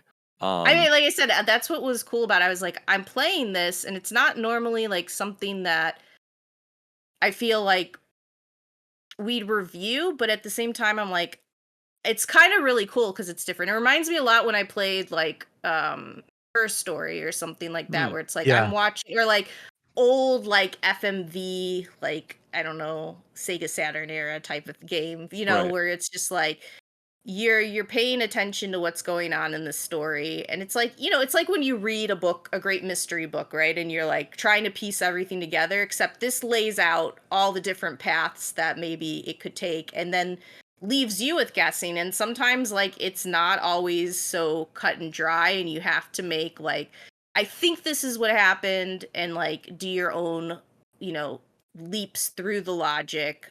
What's interesting to me is sometimes with these games, like the logic doesn't always like make complete sense. But so far I've only run into points in the story where I'm like, that seems weird, but not with the actual like murder cases of like what happened. Like it doesn't seem off or anything. Interesting. Okay. So who would you say, if I say the sentence like I enjoy X, therefore I would enjoy this game, the Centennial Case, like is this for Great Ace Attorney fans? Like who is this game It's for? hard to say because I think it's anybody who wants something a little different, who likes, you know, logic in games and piecing to like if you like any murder mysteries type stuff and just like it's not a genre we get often. You know, just to like be the person who's putting everything together, I would say give it a try because it's very, very different. Mm-hmm. And like I said, even I'm just along for the ride right now. I couldn't tell you if this is all going to shake out in a wonderful or disastrous way, but like Mm. I was up last night. And I was like just gonna play a little bit before I went to bed. Like I was finishing watching hockey OT as usual, and I was like, Mm-hmm. I'm gonna go to bed early tonight. And then I like looked at the clock and I'm like, it's 1 a.m., but I still want to play. And so it really got its hooks in me as you get further. Like the beginning is a little like, oh, they're setting everything up. And then when you're actually like trying to piece together the murders, that's actually really fun. Okay. And you may have already said it, but gameplay, moment to moment stuff is more dialogue and choice boxes than anything, right? Yeah, you'll get choices. I can't tell how substantial. So the choices seem to matter when you're piecing together the murders, but it'll ask you like questions sometimes in it, and it's like a fake question because no matter what answer you pick, if that'll just like be put back into the dialogue at you, and it feels like Mhm. there's no like stake in it. So that's the only thing so far that I found a little disappointing is but then sometimes it asks a question where I'm like, I think this is an important choice, but I don't know for sure if it will be. But that's a little area that's kind of weak in my opinion if you're gonna have I guess, it's hard to do all branching paths when you're doing like a murder thing, but I would wish that some of the interactions between characters had more ways to build your relationships. For sure. Interesting. Okay. Well, what console are you playing it on, and is it out for people at this point, or is Yeah, it it's okay? out. I'm playing it on Switch right now, and it runs fine. It's like I'm watching, like I said, Netflix or something on Switch, like very high quality so far. No issue. It took me a long time to download, I think, because I'm like, this is all live footage. Yeah. So, Yeah. but yes, it's running fine for me on Switch, and I think that's like a good way to play it because I was even thinking yesterday, I'm like, I'm so happy I picked this up on Switch because it's just easy to watch in handheld mode. Whereas if I had to like play it on my PS5, I'd be, it'd be big screen, but it'd feel like a little bit of a different experience. Only thing with Switch so far, controls are sometimes a little wonky and awkward because you have to like drag things with Mm, the bumpers and it's just like doesn't always line up correctly. But gotcha. that's been the only like knock so far on like controls performance. Okay. I gotcha. Well, you were talking about it, and I was like, this sounds perfect on Switch. So I'm happy to hear that it's running well. Unlike something like Chrono Cross has been. You're gonna review this game, right? I was making That's that the plan. decision, yes, Okay. and I think yes. I think I've played enough to say like it's different, but I think that's part of why we should cover it and it's got enough there that of interest. It just like I said, it hasn't had a lot of marketing. It's done some fun stuff with its marketing, but I don't think people realize that it's out there and you're able to get it. So I especially wanted to talk about it on the podcast this week. Cool. Oh, that's awesome. We like being tastemakers for the weird and out there. So definitely, if you know K Star, you know that she's got good taste in games. So definitely go check it out. Keep an eye out for her review. I don't know if we'll do anything video on it, but you've been watching the trailer at this point. If you're watching the video version of this, so cool. Well, thank you for sharing, my friend. Alex Van Aken, Country Roads, Take Me Home. What do you got here? Well, speaking of tastemakers, Alex, I've been playing a game about vampires. Oh, tasty. Yes. I've been playing Vampire the Masquerade Swansong, the new narrative RPG developed by Big Bad Wolf, part of the, classic vampire series. And yeah, it's a narrative RPG. So think like Detroit Become Human, games like Heavy Rain, stuff like that. And it all, like, the whole crux of the beginning of the game is the Masquerade is this protocol, this way of life, this process to keep the existence of vampires hidden from the living. It takes place in Boston. Think like Game of Thrones, in that there are like many different like houses essentially who kind of operate within this one city. And at the top of that is a prince. And there has been turmoil because the previous prince disappeared. A new prince has been elected to rule over the vampires. And there's something that goes wrong at the start of the game, and then a red alert is issued for Boston, and the vampires have to go into lockdown. And that's kind of like the start of the mystery. What happened? What is this red alert about? Are people dead? What's the deal? And it kind of turns into this like pseudo murder mystery. Sounds popular on today's show. Yeah.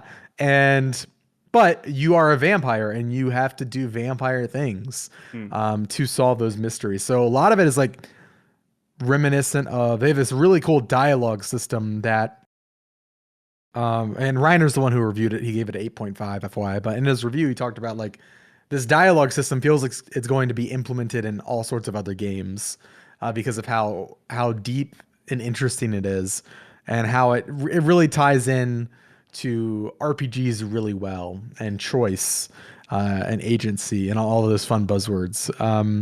But so certain choices you can only make if you have, certain alignments. Are you somebody that's more thoughtful? At the start of every game, when you get to pick there's 3 characters you play as, you kind of get to tweak them and tune them to be like certain, you just kind of get to tweak their abilities and their skills and traits. And so one person you might pick to be more of like an intimidating, dominant force, somebody who might even get physical to get what they want. You could be somebody that's more like methodical and thoughtful and relies more on wit to kind of extract evidence and information from people.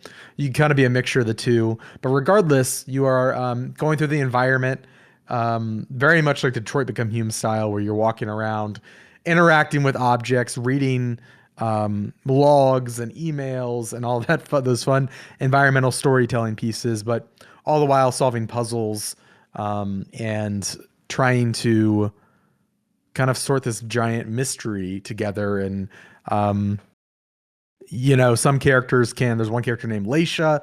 She can, let's say she needs to get into an area that is off limits. Well, she can turn invisible. That's her vampire power.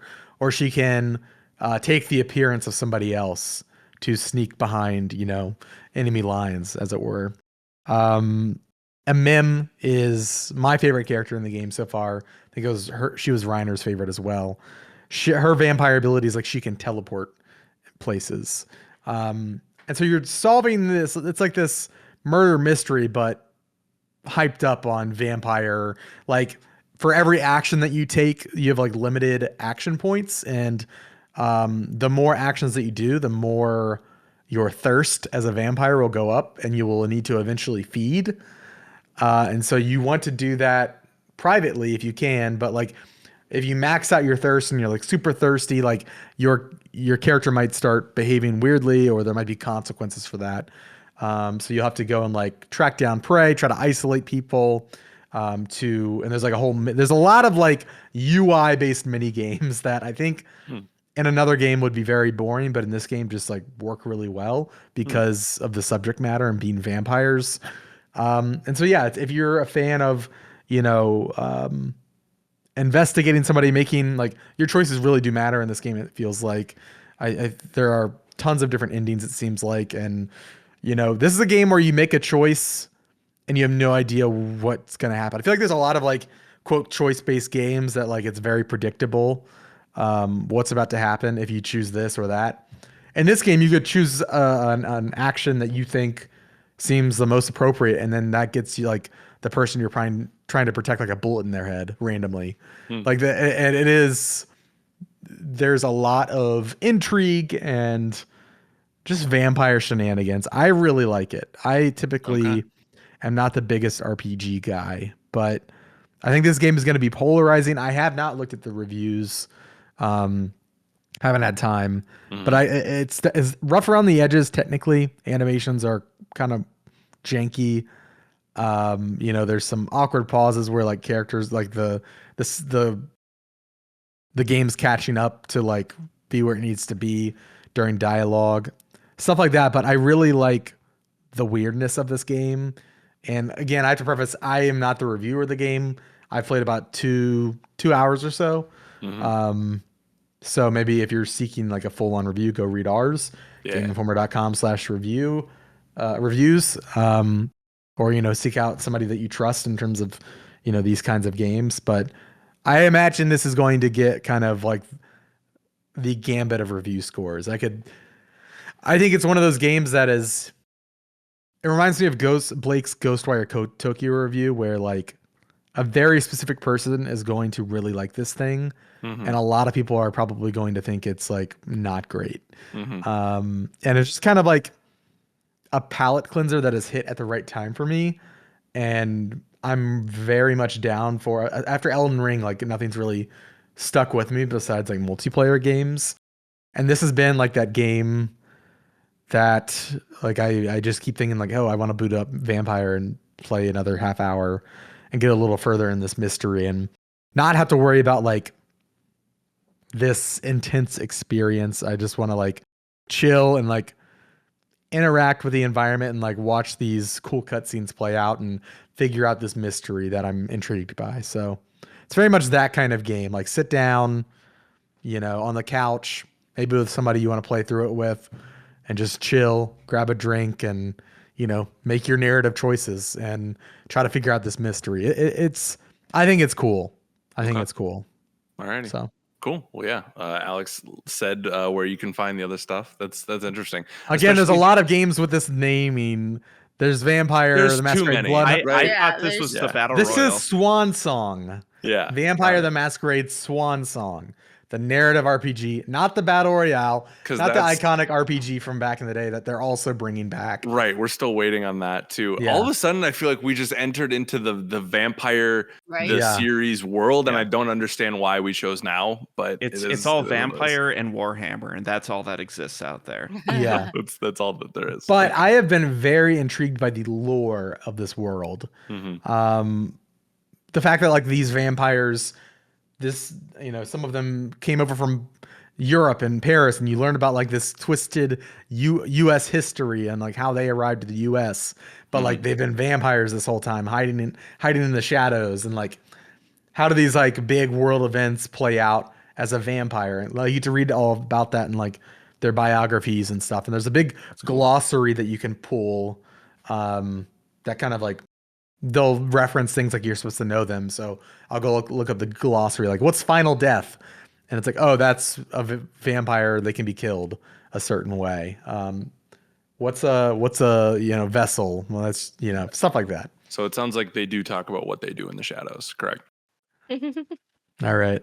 I was going to make a Vampire Diaries joke, so I'm glad you did that one instead. Had to get it in there. So yeah. All right. There's some cool systems that remind me of Disco Elysium too, but I am not familiar enough with. Like I said, I've only played 2 hours, so I don't feel comfortable like asserting that I know how all these systems work because I feel like, truth be told, I'm still learning.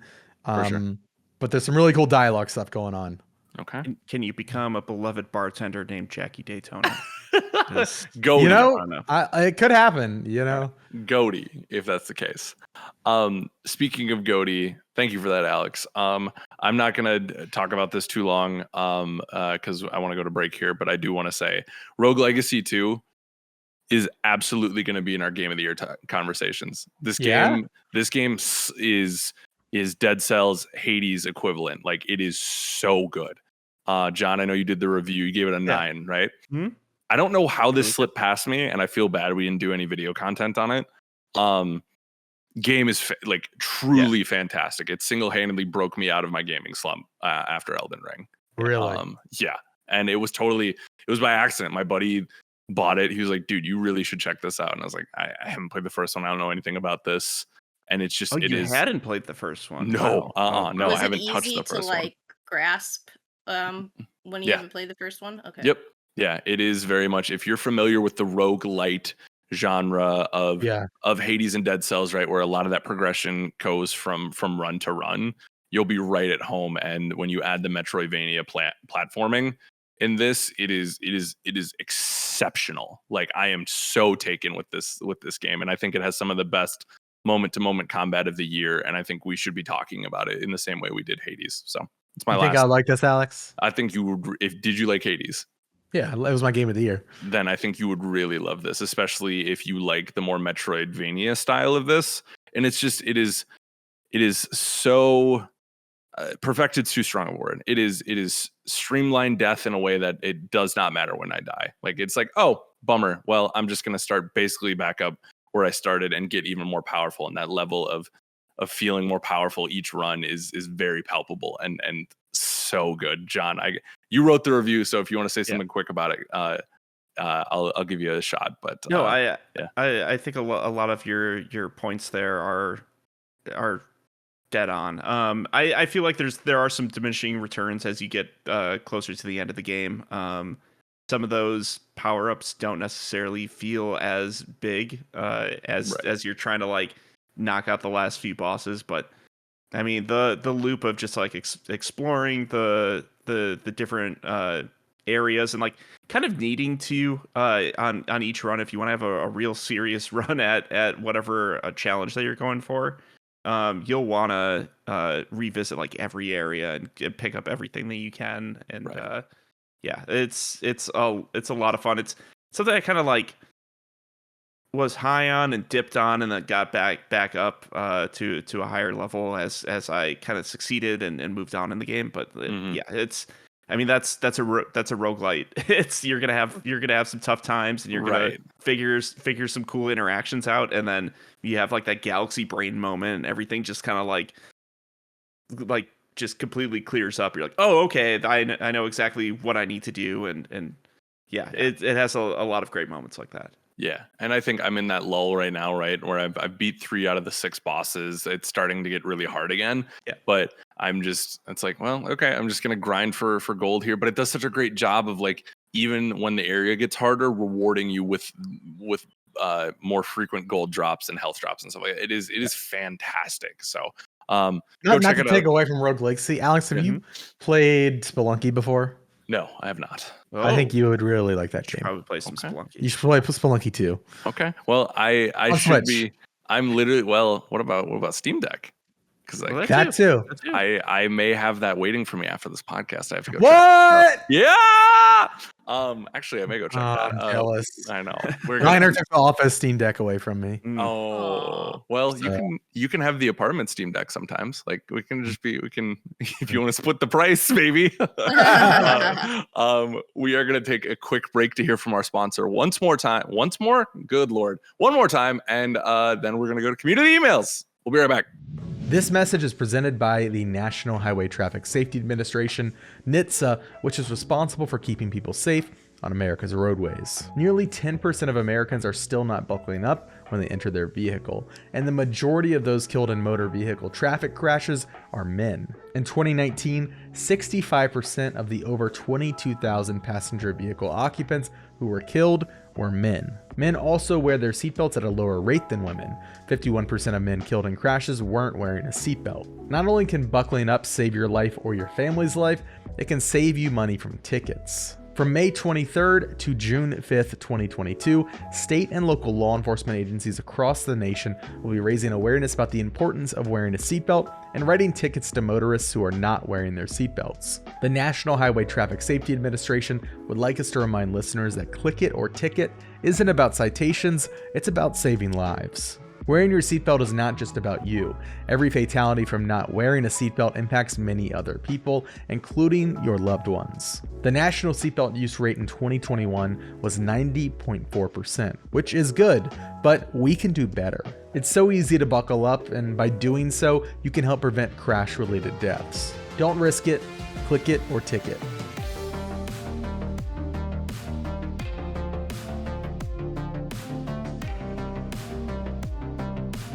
Welcome back, everybody, to the Game Informer Show. Housekeeping is the part of the show where we tell you what's going on in the world of Game Informer. Once we get through this, we will go to listener emails. So just stick around for a second.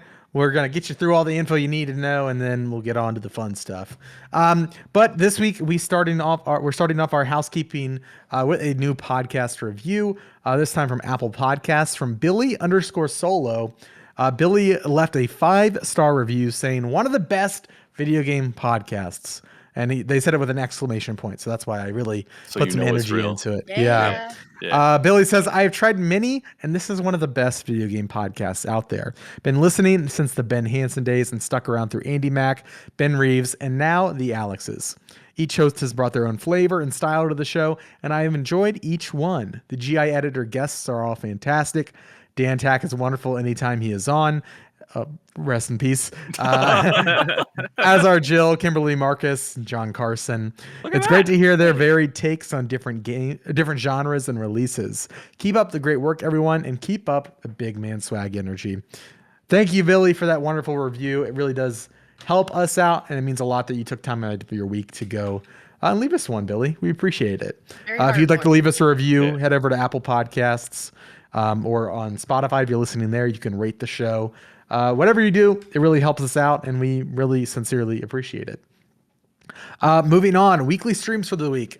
Thursday and Friday, we're going to be streaming at 2 p.m. Central, twitch.tv/Game Informer. Thursday, we're going to be playing MultiVersus. We talked about it earlier in the playlist. That is the Super Smash Bros. Style brawler with all the WB properties. I shouldn't say WB games because there's more than just games. Oh, yeah. Correct. All the WB properties. We're going to be playing myself, John Carson, Alex Stadnick, and Marcus Stewart. It's going to be a great time. Lots of laughs with that crew. I promise I won't be as cynical as I was in here today. Because I'm going to be. We're going to make Alex buy the Battle Pass live on stream with his own money. You're going to be so pissed when my Superman just tosses your ass off screen. All right, okay. Yeah, I think my Batman has something to say about that. So my Arya Stark has. This is so weird. I know you don't have Arya unlocked. You just started playing. Dang it. That's easy. Called my bluff. It's easy to do.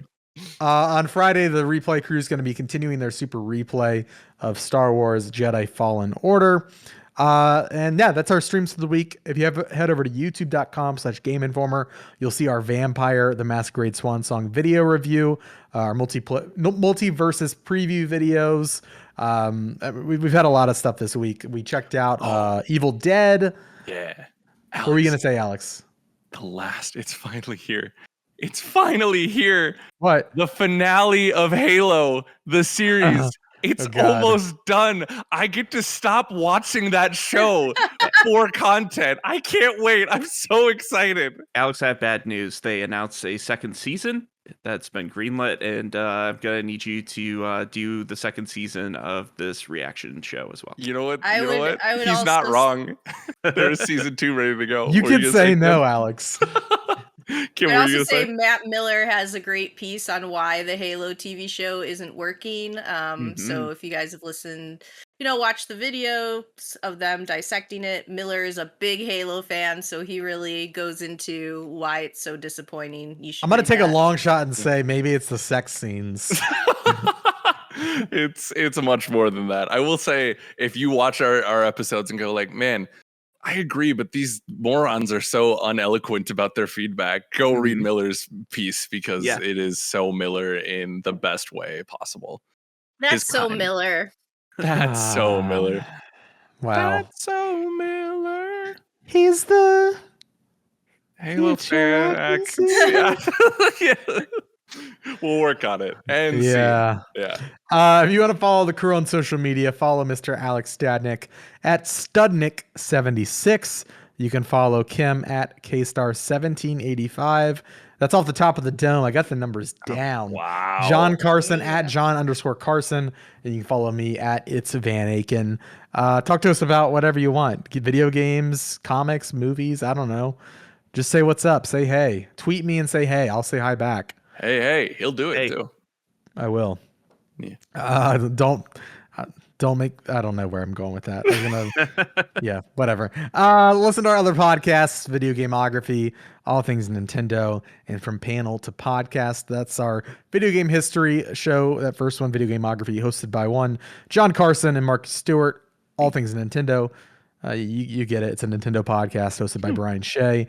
And From Panel to Podcast, if it wasn't obvious, it's a comic book show. Go check them all out on Apple Podcasts, Spotify, wherever you listen to this show, you can listen to those shows. Alex, let's get to listener emails. Let's do it. The listeners came out this week to ask us any questions that they wanted, any prompts that they thought, dreams, nightmares, the whole thing. This is a section of the show where you can ask us questions and we answer them, usually about games, sometimes about movies, the whole thing. You can do that by emailing us at podcast@GameInformer.com or by asking your questions on Discord. And Alex Van Aken, how do they do that? You link your Twitch and your Discord in the Discord app.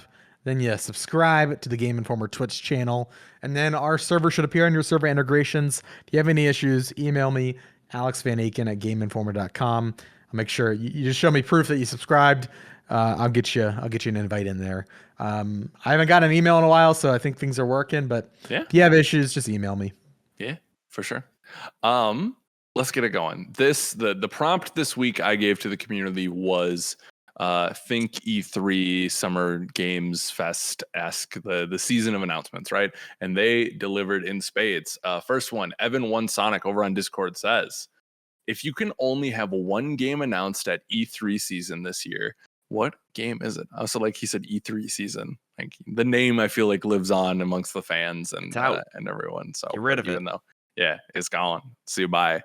I don't know. Do y'all have outside of the scope? I'm sure we'll talk about this in future episodes too, but maybe not from this crew.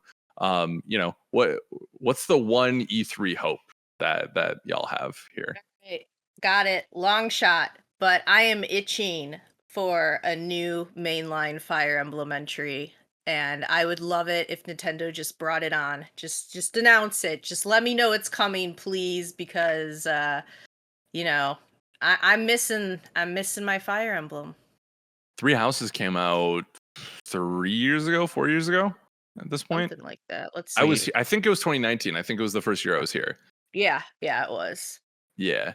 You love that game, right? I adored it. I mean, I adore Fire Emblem in general. Like, I just have so much fun with it. But yeah, Three Houses really did. They had been building up more relationships between characters and making it more memorable when they perish and all that on the battlefield and I just felt like they did it so wonderfully in Three Houses that I'm really curious what the next evolution to that will be. But I don't know, like it's weird to me because the Switch has been out for so long too. It's like, would Nintendo wait until whatever? But I don't want to wait that long. Just give me the Fire Emblem. Never mind. Just I want it. Give it to me. That's a good one. I like that. Yeah. John, do you have one, or Alex, do you want to go? Mine's, I guess, super predictable for me. Just finally do it. Just let's get Mother 3 out here. Yeah, Carson. I am all for that. That's what I want. I know it's an old game. We never got it here. It's not fair. That's all I want. That's the holy grail for Nintendo announcements for me. So yeah. Mother 3 on Switch. I think they can make that happen. Just localize it, please. There you go. I don't want to hear y'all complain about it's been 3 years since we got Fire Emblem. Mother 3. Go learn Japanese and import it, okay? At least the game exists. What game do you want to exist? We haven't gotten a new Splinter Cell game since 2013. It's been almost 10 years. I mean, Sam Fisher was in Ghost Recon. Yeah. Don't even. He was fair. I think there's some mobile game. I think he's in Brawlhalla, That's all. Okay, there's two things I want. I want Splinter Cell and I want Viva Pinata. But I want Splinter Cell way more. It's a Splinter Cell NFT. I'm sorry. God. If you see this window? I'm jumping out it. I'm on the second story. You can own the night vision sound. Why would I already own it? I just did it. Right click, save it. Yeah. Oh, why would I? and then I'm on your computer and I just copied it and I sent it to me over Slack. Now I own it. Oh no. Dang it. Yeah, it's mine now. If there was a gun to, if Sam Fisher had a gun on the Viva Pinata and the Viva Pinata character had, I don't know, like a confetti blaster at Sam Fisher, who would you want to win that? What game do you want more? Is Spies vs. Mercs included? Oh, Because that might change my answer. I'm gonna say If they yes. give us a Splinter Cell game with no Spies vs. Mercs, I'm gonna let Viva Pinata take the shot. Oh, okay. Put the old man down. Yeah. But The if rise Spies of the vs. pinatas. If Spies vs. Mercs is included for sure, then we're gonna burn all the pinatas. Yeah. That's Okay. really what it comes down to. Yeah. I I would even be happy with a Splinter Cell multiplayer game. That's all right, just that's how Spies desperate I versus- am. Well, if Spies it's versus Spies Mercs. versus Mercs. Yeah, Yeah, then you're set. But make it like Pandora Tomorrow. Don't yeah. let's not. I agree. Let's Things get, got a little carried away, like with like Double Agent and Blacklist. Yeah. But at least it needs to be there. It Yeah. needs to be there. You're gonna get a remake in like 3 years from UB. Does that help? Well, Spy vs. Mercs wasn't in the first Wasn't game, there. so Yeah. so that I'm would trying to be help, man. unfortunate. You know. That would oh be right, they unfortunate. are remaking that, aren't they? Yeah, I think the first one. You're getting an anime and a yay, right? Yeah. Yeah. No, I do want to see what that remake looks like, but yeah, my answer is Viva Pinata. Yeah. I mean Splinter Cell. God, Splinter Cell. Yeah. Splinter Pinata. I think the realistic one for me is I want to see. We know Pokemon Scarlet and Violet are coming out, right? I need them to confirm it is Arceus levels of catching and exploring. Like I am very anxious. They've said open world, but they haven't said have they? If you look at those screenshots. I mean, like, yeah, I'm just so used to like Nintendo and Pokemon Company doing their own thing and like making me sad. So like, I need them to show gameplay and just settle my silly little head. You know, that's what I need. That's fair. What I want, my shot, and I think I'm tipping my cap to the PlayStation episode a little bit, but the one announcement I'd love to see this year is Last of Us Factions. That's a good one. Supposed to be with the launch of Last of Us 2 years ago. I think it's 2 years ago at this point. I think Last of Us was 2 years ago, right? That was a thing that they announced? It was gonna originally come with Last of Us 2, and then they delayed it on Last of Us Day or something like that. And now it sounds like it's becoming this huge side project that doesn't even sound like it's attached to Last of Us 2 anymore. Got it. It's the RE verse of the Last of Us. How dare you utter such a thing? No, I've said a million times in this podcast, Last of Us Factions is one of the underrated multiplayer suites, and I have Leo Vader backing me up on that. The multiplayer in that game was so good, especially if you expand it out. I think it'd be a prime. This may be blasphemous for some people. I think a battle royale with that would be incredible. Like the amount of tension that comes out of that experience. Like it's maybe all not there as in the name. You are the Last of Us. right. I mean, That's- hire me, Sony. That's what I'm saying. No, I think it would do amazing. I think if they're putting the time and resources into it, I think they're positive on it too. But I think it's time to see it, especially because outside of, we know about the Bungie acquisition. We know God of War is coming eventually. Like Sony has a lot to show finally again. And so I'm hoping that's a part of their soon to be announced lineup, but we'll see. So that's my big one, I think, for the E3 season. So good question. Next one comes from Cody Gibson over on Discord. And I would also like to point out that Judankanok also asked a similar question. Let's see. Everyone always talks about the things they are super excited to see during summer festivities. My question for the panel is, what's something you don't want to see? Whether it be so you can go in as blind as possible, or maybe an announcement of another delay. Keep up the great work. It's a good question. I think one of the obvious ones for me is I think the term NFT or multiverse, anything like that needs to stay far. Metaverse. Thank you. They need to stay far away from this showcase, because I think that's only going to lead to bad press for you. So you have my support in that. Yeah, I think that's my main one to see. I'm a little tired of games of service and obviously free to play as we covered on MultiVersus here. So Yeah. I'm looking for more traditional experiences, but I know that's not the way of the future. So that's what I'm looking Yeah. for.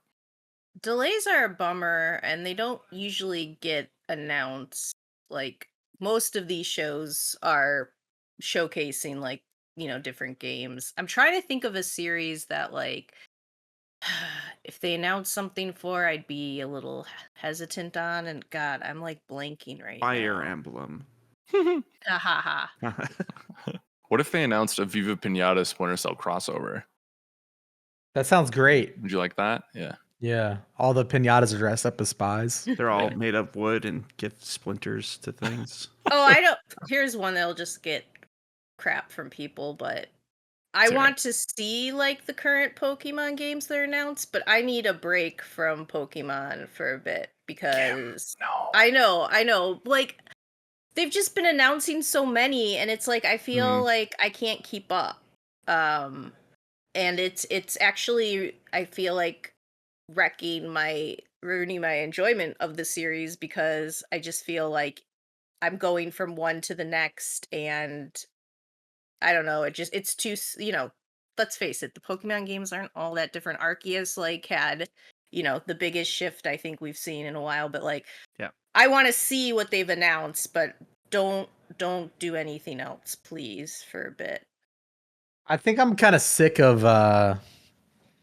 pixel remasters and stuff like that. Wow. Okay. Pixel remasters are like HD 2D stuff. Just like re-releasing. Careful, SpongeBob. Careful, SpongeBob. No, I just feel like they're just like, and I'm obviously like speaking from ignorance here because JRPGs are my blind spot. So take what I say with a very small grain of salt. But I just feel like the majority of I just feel like those are cash grabs. Wow. Quite a bit. Okay. I'm Are you keeping my mouth shut.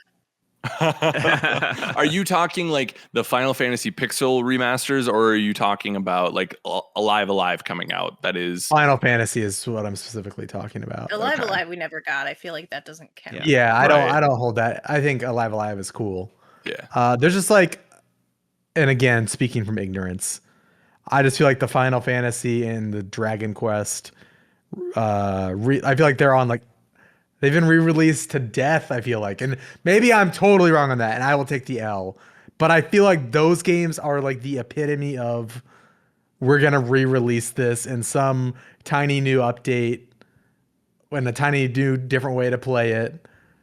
Like it feels like every other year we're getting like a different version of the same remaster from some of those properties. I mean, and I'm probably being very ignorant with that. No, that's fair, and Square doesn't always do the best job on some of them, but I think the issue is a lot of people want to play those games, and they're always looking for ways to play them, and it's the same way I feel about Super Mario World and stuff like that.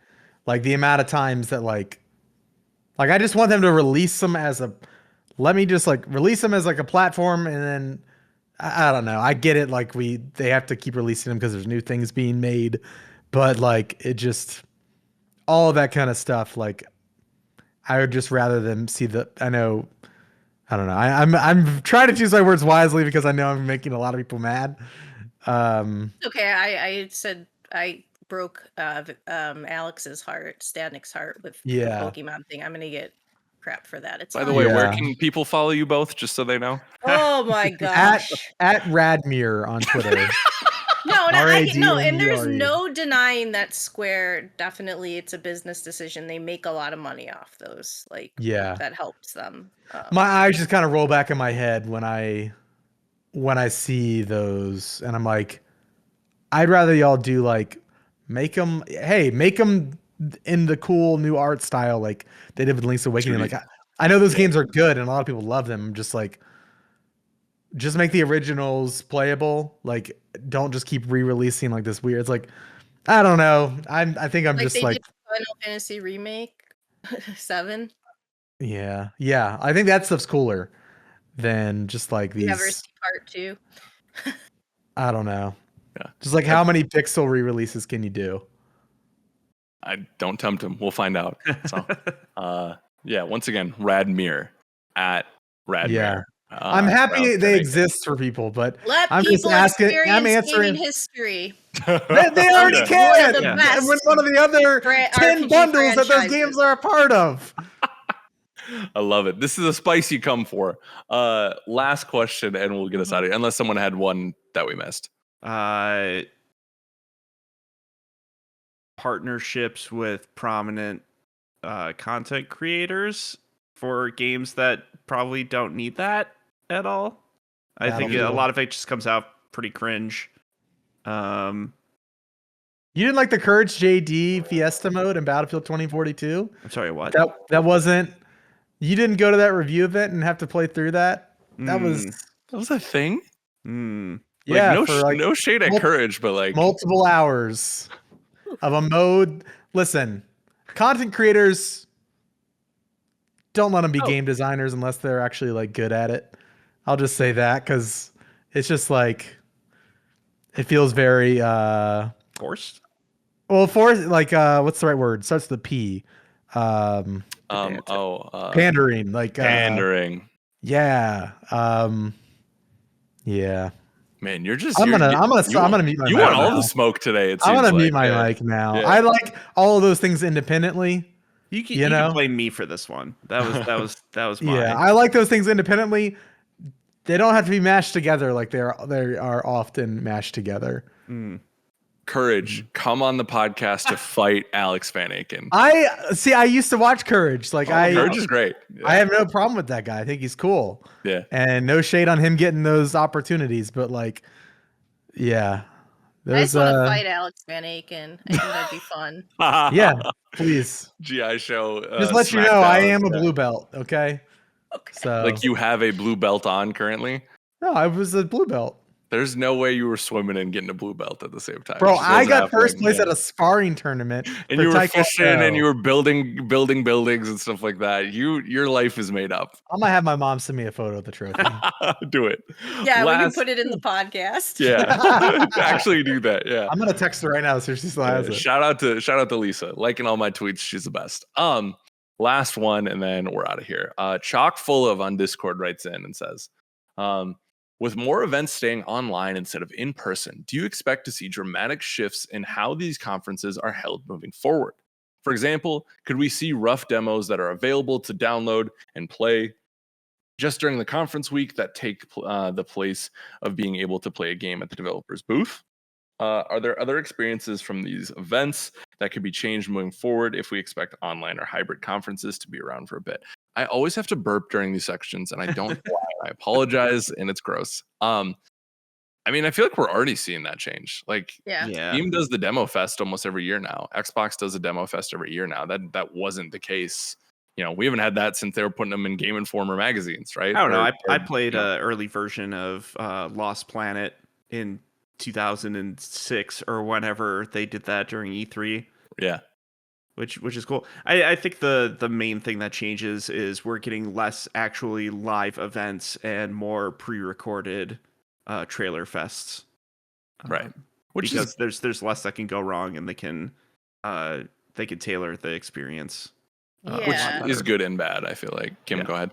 No, I was gonna say, and I feel like technology has just evolved where it's so much easier to get games in the hands of people with demos and stuff like that, where that wasn't in the past. You had to just like be on a show floor to even play a game. Like, you know, so long ago, it was just hard to even do that. And now it's just like, as we're learning even on our end, you know, we used to go to large events, and like developers have adapted and figured out ways for us to play these games during a pandemic. And you know, maybe it's probably more cost efficient to be able to have a game reach a lot of people and not have to like put out an expensive booth or put on a show that's like so you know, over the top. Do I think that it's like it would take some of the magic away by not having this stuff? Yes, I really do hope that there's still a lot of, you know,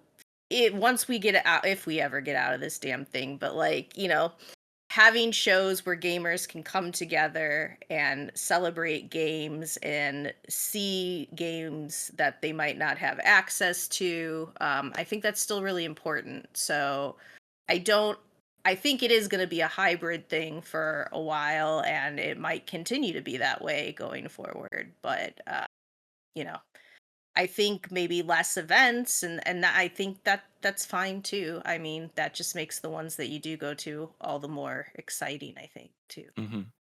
And I would say too, even without the pandemic, right? Nintendo kind of cracked the code a little bit Mhm. on how to do this, right? Where it sucked when they pulled out at E3, right? Because their booths are, from what I heard, were always amazing, Yep, right? And getting to they play were. those I can games. attest. Yeah, Mhm. I'm very jealous of that. But for a viewing audience at home, it's like, I don't care about your financials. They're important, not saying they're not, but like, don't spend 20 minutes of your hour giving me spreadsheets and graphs, right? Mhm. Like, just give me game. Yeah. And Nintendo, I think even before we got into this hybrid world, into this online world, really showed how to do that. And I think Microsoft has learned from that very well. I think Sony has as well, to a certain extent. Sony will still put out an errant state of play that just didn't need to happen. Yeah. But when they come big, they come big. Like the Yeah. PS5 showcase, like, was fantastic. Like, they've had some really good state of plays. But it's so, like, I appreciate that. It feels like it respects my time and it's a little bit more on message. That being said, we're never gonna get the Peggle guy again. Like the like Peggle too, or like we're never gonna get like the that guy, the I Ubisoft guy, believe. right? I believe. I mean, yeah, maybe like Devolver's out there. There's some people who are still willing to do a little bit more conventional or wacky stuff, right? Well, nothing about Devolver's conventional. I've seen the PC Gamer show. Yeah. Right. It has some of that energy sometimes. So, but it takes the human element out of it a little bit, or like Mhm. Cory Barlog playing God of War for the first time in front of a crowd, like not Yeah. being able to stop smiling, right? That human element is kind of gone from that, which I think in general the internet has gone that way, right? Which kind of sucks. So I don't know. I think it's a double-edged sword, but it's like, Yep. why Sony's not going to pay for an expensive orchestra and then to recreate a barn from Last of Us anymore? Like, it's just, especially with inflation, like, where would they find the wood to do that? You know what I mean? Like, it's just, Go it's to the kind of, forest. yeah, I'm sure that's totally fine. It Yeah. all burned away in Yeah. California. Oh no. So I think it takes some of the pageantry out of it, but like, that's good and bad too. I don't know. I am romantic about that era of conferences because I never got to go, right? Even though I know like booth babes, problematic. A lot of like greasy, gross stuff was going on at those too. Like, you know what I mean? Like, but there is this air of I don't know if prestige is the right word, but just like legend, right? Like Kim, like we talked about, like the Nintendo booths, seeing full-size statues of Luigi, or like the new starter It's- Pokemon. Like, It's fun to walk around a show floor and just see something that celebrates your interests. And even me, I like stumbling just upon a game. I'm just like, I didn't know anything about this, and I played this demo, and now I'm super stoked about it. Or even like, for me, shows, the benefit was a lot of developers got in front of people and did interviews, and we found out more, I feel like, about them than we do like now, because a lot of them, they don't really offer interviews, and that was when we got like some of the biggest information and reveals, and just we were able to ask them like as many silly questions as we wanted to, all the way up to getting down to the nitty-gritty of stuff that people wanted to know. And I feel like, it's sad that a lot of those opportunities are going away, because the big shows were where they would fly them in and you had that access face to face. I know that's not like every like fan got that experience, but they would do those live shows too, where I think a lot of fans, they would get to ask Q&As and stuff too. And I think being in the developers too, it's good for them to be in the presence of people who love what they do and actually see it. Like, I think there's just a lot of benefit there. right. Yeah, for sure. I don't know. VA, John, anything to add here? I think they'll definitely physical events are still going to be here.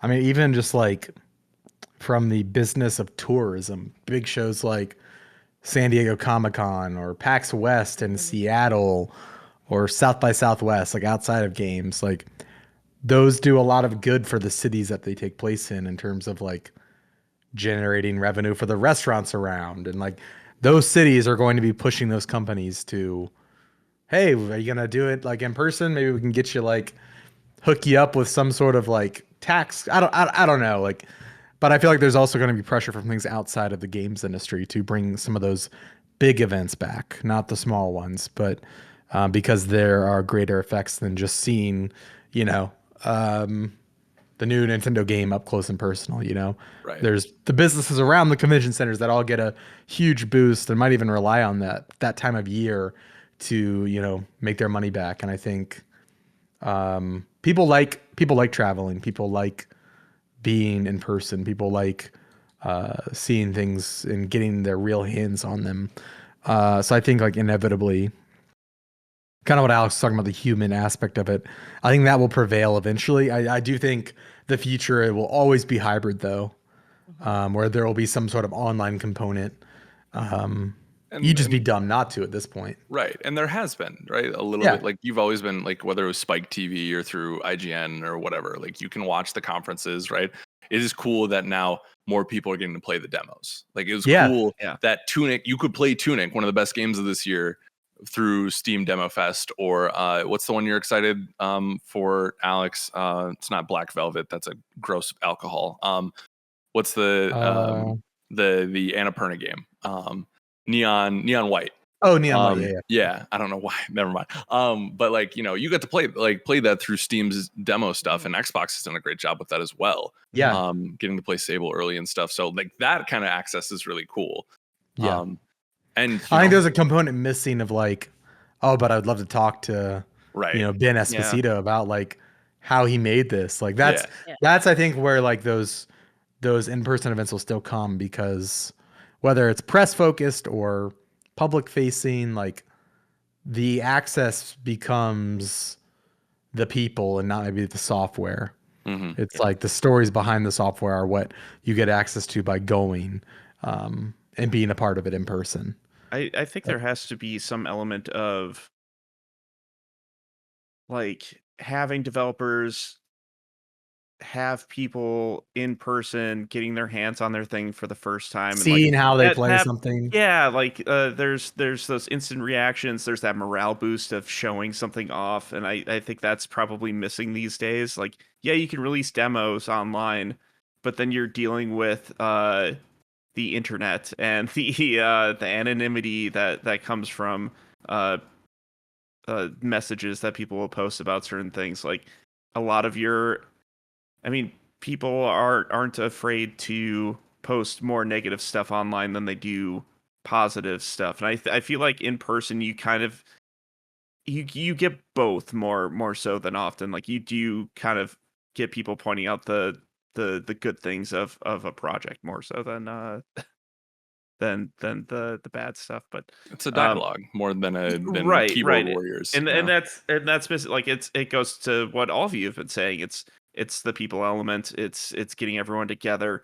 I mean, we're not going to be all virtual all the time. I don't think that's sustainable as an industry. And as people, like humans are social animals. Like we need to talk with each other. We need to communicate. And I think that there is a big component missing currently with that. But yeah, there will be a hybrid aspect moving forward, no matter what.